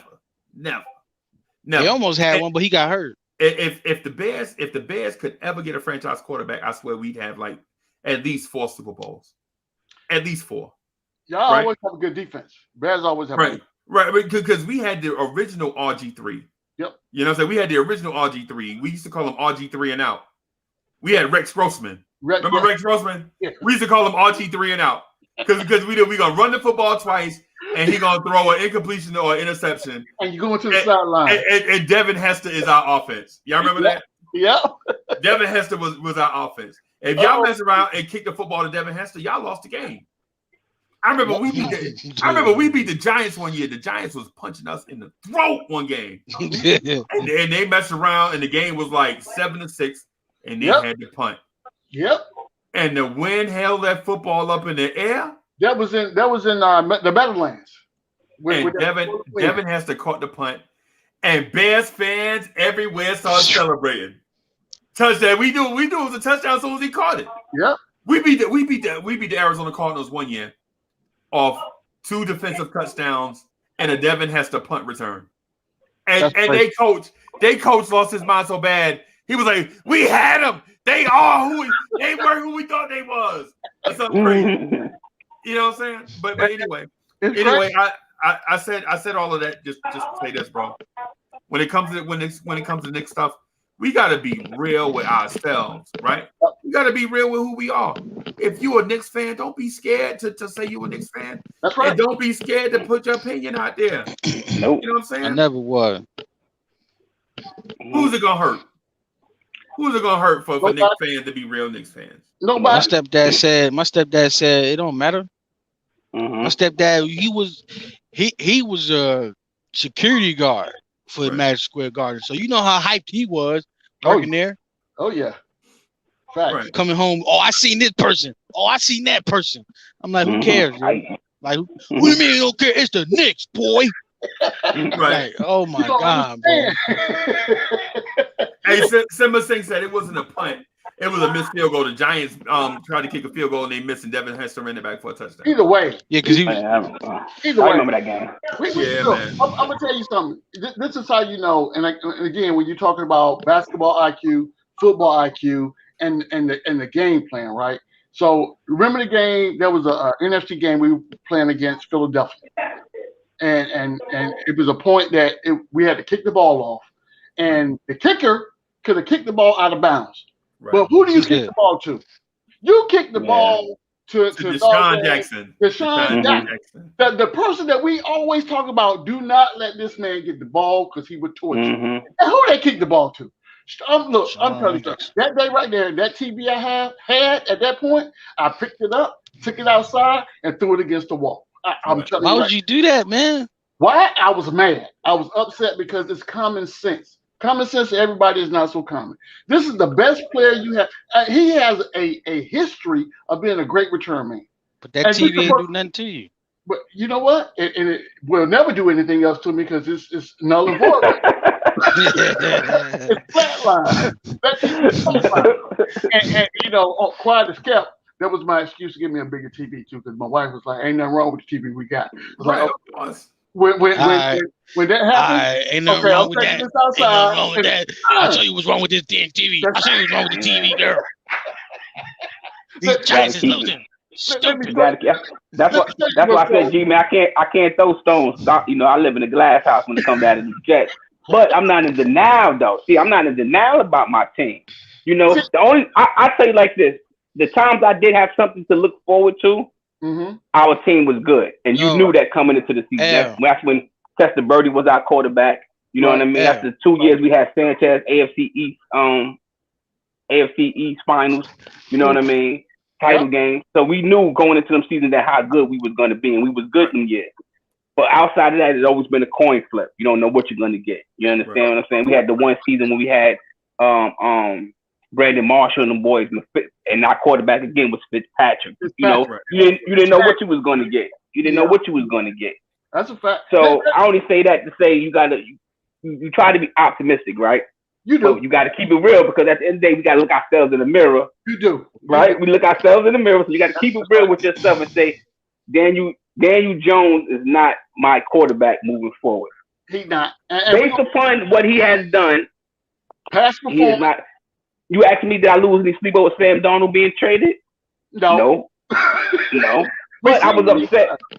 Yeah, I was upset the fact of that's all we got. But Yeah. Hey, that you know why we only got that? Because that's what his talent equal to. That's right. You see what I'm saying? So he it didn't warrant a first round pick. It didn't even warrant a second. We didn't even get a second round pick for him. Yeah. So that let me know how bad of a talent he is. Then I guess because he didn't he's no value there. Yeah. So I agree. He got traded. I didn't lose no sleep. I was like, oh, got traded, and didn't even read the article. Like, oh, okay. Like, so because I'm not in denial I'm not saying he's something that he's not. He's not that good. He's always hurt. You understand what I'm saying? One. That's my thing with Sam Donald. He's always hurt. And your availability is what y'all all know how it go, right? That's a fact. Your best, when they say your best what did they say? Your best ability is your availability. That's right. And he's not, and he's always hurt. What is mono, whatever he had, whatever that thing he had, kissing disease. Yeah, the kissing disease. There's only one set of irrational NFL fans in America right now. Yeah, I mean you got to keep it real, you know, and to jump back on the topic with RJ and Ja Morant, is RJ better than Morant? You know what the thing is? How I look at them two. I wanted Ja Morant. I really did. I loved him coming out of college. Yep. But I also wasn't mad we got RJ. Right. You understand this is just me. I wasn't so sold off of Zion because when I watched this game, I seen that somebody needed to make him better. You know what I mean? He wasn't good at making everybody around him better. So he reminded me of Blake Griffin all the time. So he needed to have a point guard. He needed to have a lot of things going with him in order for him to be successful. If he doesn't have them things, he's not going to be successful. I thought that Ja Morant was definitely a beast. He was going to create his own shot. He was going to make his team because he played for Murray State. And he made a team. He turned a team that was nothing to something. So you take a player like that and you say, wow, what can he do on the next level? Right. You know what I mean? So just want to say something real quick, man. So I was while I was doing this, I looked at the Associated Press that DMX passed away. What? Yeah. Hey, and so I was gonna wrap up here. I just want to say a couple of things real quick before we go. So it's always sad to see young brothers pass away. You know what I'm saying? You know, before we feel like they should. And so I'm not a preacher or nothing like that, man. I ain't saying that I'm not gonna get on here and act like I have the perfect words to say in a moment like this, because I don't. I'm just a regular person, just like everybody else. But I will say this though. When you see a cat like that with so much potential and brings so much to your culture, a cat younger than a lot of us or some of us. I mean, dude was 50. Dude, 50 years old, passed away. And you look at what cats like that bring to your culture, like how they impacted your life. You know, you feel like, you know, cats, die before time. But we don't know when nobody's time is. Right? And y'all saw how when Jay Boogie pieced out just now, when I made sure that before he left, that he knew that we had mad love for him. Like I legit said, hey, I told another man face to face, bro, I love you, bro. Be safe. Right? Like I legit told another man that. See, back in the days, that wasn't the thing for men. No. Back in the day, people used to think you were soft if you said something like that. Right? And a lot of cats, you know what I'm saying, pieced out of here and didn't know how much people really love for them because we kept it in our heart. But you know what I'm going to tell everybody here, like this fellowship here, this is an open heart fellowship, man. This ain't church. This ain't church or nothing. I ain't trying to get too churchy or nothing because everybody have different belief systems and all that stuff. But what I will say is this, man, DMX, it did impact me. Yeah, I used to rock his joints because he used to have some joints that I was like, yo, this cat talking to me. That's right. You know what I'm saying? And it's like cats like DMX. Cats like Sam Cooke, who passed away way too early. You know what I'm saying? So what I want to say is, man, yo, I don't have the words to say to DMX and his family. But what I will say is, you know what I'm saying, that the stuff that's in my heart is real. You know what I'm saying? Cats like DMX, man, may he rest in peace if that's indeed true. You know what I'm saying? If it's true, I don't want to speak death on nobody. Right. But I'm believing a source that's reliable. Right. The AP is a legitimate source. Right. So if it is indeed true, man, hey, my man is gonna be missed. But you know what though? It's not about like how you. It's not about the number of days that you live on Earth. It's about the impact that you have amongst people. While you're here, that's a fact. That's why when Uncle Freezy come on, and I might not live to be 105, right? But what I do want people to know is that every day that I come on here with y'all, I'm gonna be real with y'all and give y'all everything I got from my heart. You know what I'm saying? So the stuff that you hear coming out my mouth is the manifestations of my heart. So when I say I love y'all and I appreciate y'all, I be wanting y'all to know that and understand that what I'm telling y'all is real. Real. Yep. Right. It's real. That's why when I come on here and do the fellowship with y'all, man, this thing right here is not just about the Knicks, but it's about people. Facts. Right? Blorange Tears is about people, man, and community and fellowship. So when we get on here, we laugh some, we argue some, you know what I'm saying? We tell jokes, all this stuff. Man, it's about us connecting on a way that's bigger than just the final score of the Knicks game. That's a fact. So we want the Knicks to be 82-0 and win every championship every year. But we know that ain't gonna happen. So what we do, we get together and kick it through the ups and downs. So for all of those that have been impacted by DMX, his story ain't over. His story is not over. It's not, the book is not closed on DMX because he left a legacy. That's And fact. for those that are frat, y'all know what legacy is. You live every day of your life cementing your legacy. That's right. That way, when your great grands and your great great grands talk about you, they say something positive. That's right. Right. So for the young fellas out there that's listening and watching, you're like, oh man, this old man preaching. I ain't that old. I ain't that old yet. You know what I'm saying? If I'm lucky though, I will live to be an old, healthy man. That's what we're trying to do. Somebody that's gonna put out positive vibes. So for the people, so the fans of DMX, man, you know, I'm sorry for y'all loss. You know, we're gonna get through it together. You know what I'm saying? We're gonna get through it together, man. We're gonna get through it. Because life is a strange thing and nobody has mastered it. Right? Mm-mm. Nobody has mastered it. So what we're gonna do is try to do the best we can every day. Facts. You know, so I'm gonna move out of the way and get back to RJ Barrett jump shot because I know Mama said don't trust you. Want to talk about RJ Barrett? He ain't even paying attention right now. Yeah, because that DMX. Nah, it's messed up, man. DMX, my dude, man. Mm-hmm. My dude, man. I feel you. Go ahead, Mama. Yeah. He left his legacy definitely it's cemented. It's flow on. Yeah, it's a flow on. Yep. And I'm from New York. We was having this conversation, though, Mama said, right? And you from Staten Island, so you know. Yeah. I'm saying I'm from New York, and I know DMX better than Jay and Nas. All the old heads is like wow right now. But you said is what is DMX better than Jay and Nas? Yeah. I mean, to a point of like entertainment wise, because DMX was entertaining. You know what I'm saying? Like he had the city on lock for like a couple of summers. You know what I'm saying? Yeah. I mean, for growing up, DMX had the city on lock. He did for a couple summers. I remember everybody wanted to be a Rough Rider. I remember them days. Rough Rider boy. Mm-hmm.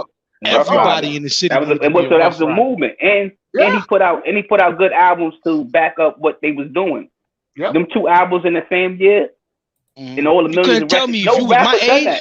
You couldn't tell me if you was my age growing up. You wanted to be a rough. You didn't want to be a Rough Rider, or you didn't like DMX's songs. Yeah. You know what I'm saying? You didn't hear that dog bark. Flippin' is one of my all-time favorite songs. Flippin'. I just knew he was talking to me when he made that song. Right. You understand what I'm saying? That song got so much because you think about it. He tell you like that's everybody how nobody would mess with us. You understand what I'm saying? Yep. And then the minute we hit stardom, he said everybody, you know the words he used. You know what I'm saying? You know what he said in the song. Yeah. You know what I mean? But he take you through. He's flipping. You know, he going through the ups and downs of life. So it's going up and down and up and down, and then boom, I finally make it. You know, like Freedy talked about the road to success. When you're going through that road to success, you step over a lot. It's going to be a lot of bodies there. It's RJ right there. You understand what I'm saying? So that's what that song is. Just it's a monumental song. It's one of my top 5 songs. That's what RJ going through right now. So I ain't getting ready to get crazy and say, is he better than Nas? Mm-hmm. Right? Yeah. I ain't gonna lose my mind. Nah. I ain't mean it. You know what I said. You heard what I said, man. I said entertainment wise. I mean, DMX brought a different flavor. Remember this. Remember back in the day, right? He wasn't better than Nas. You're right. When Rakim came out, and that the voice, the flow, it was just different. It Who's Rakim? See, here we go. Stop playing. You stop that. Stop playing with me right now. Stop playing with me right now. I'm just messing with you. Stop playing with me right now. But when he came out, that flow was just different. And you got to remember, this is a time when LL Cool J was just coming out, Run DMC was on their thing, right? But when Rakim hit the street, it was like just that flow, the smoothness of it, that just changed the stage. DMX had that same impact on the culture when he came out. That raspy, that from the gut type, that ain't something. People weren't used to that, so that just changed the flavor. It changed the flavor. And rest in peace to the brother, man. He gonna be missed. Man. You hate to see them young brothers die like that, man. You just hate to see, And I ain't gonna get into the health stuff. What happened to him, what he was doing, because death is death. It's final. It is.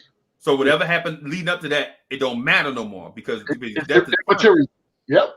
Death is final. You can't do it over. You can't, I didn't mean to go out like that. I want to go out. No, you can't do it. Yeah.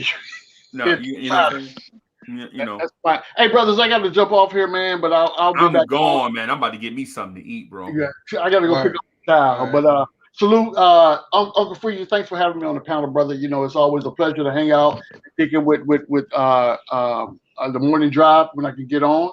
I appreciate you having me. Much love. So we will be on tonight, everybody. We will be on tonight. Mother Nature was kicking my back in. I had a cough so bad, man, I couldn't even talk. You know what I'm saying? But you know what though? Right. I'm a scrapper, baby. That's why Coach gave me that weird number. I'm a scrapper. So shout out to everybody, man. I'll see y'all tonight on the Knicks at Night podcast. We will have Hoodie Kev, City for Real, Rob the Nick. Where you at? Rob the Nick. Yeah, so we're gonna have the normal crew. Hopefully, we'll be celebrating a dub. Y'all make sure y'all smash that like button before y'all get out of here, man. Smash that like button to support y'all channel. This is y'all's joint. Support it. You know what I'm saying? It's like a flower. You water it, you know what I'm saying? You fertilize it, you let it get some sun. All y'all gotta do is smash the like button for y'all channel. You know what I'm saying? So we can have conversations just like this one, or better. You know what I'm saying? I'll holler at y'all tonight, man. I'm just peacing out, man. Y'all peace.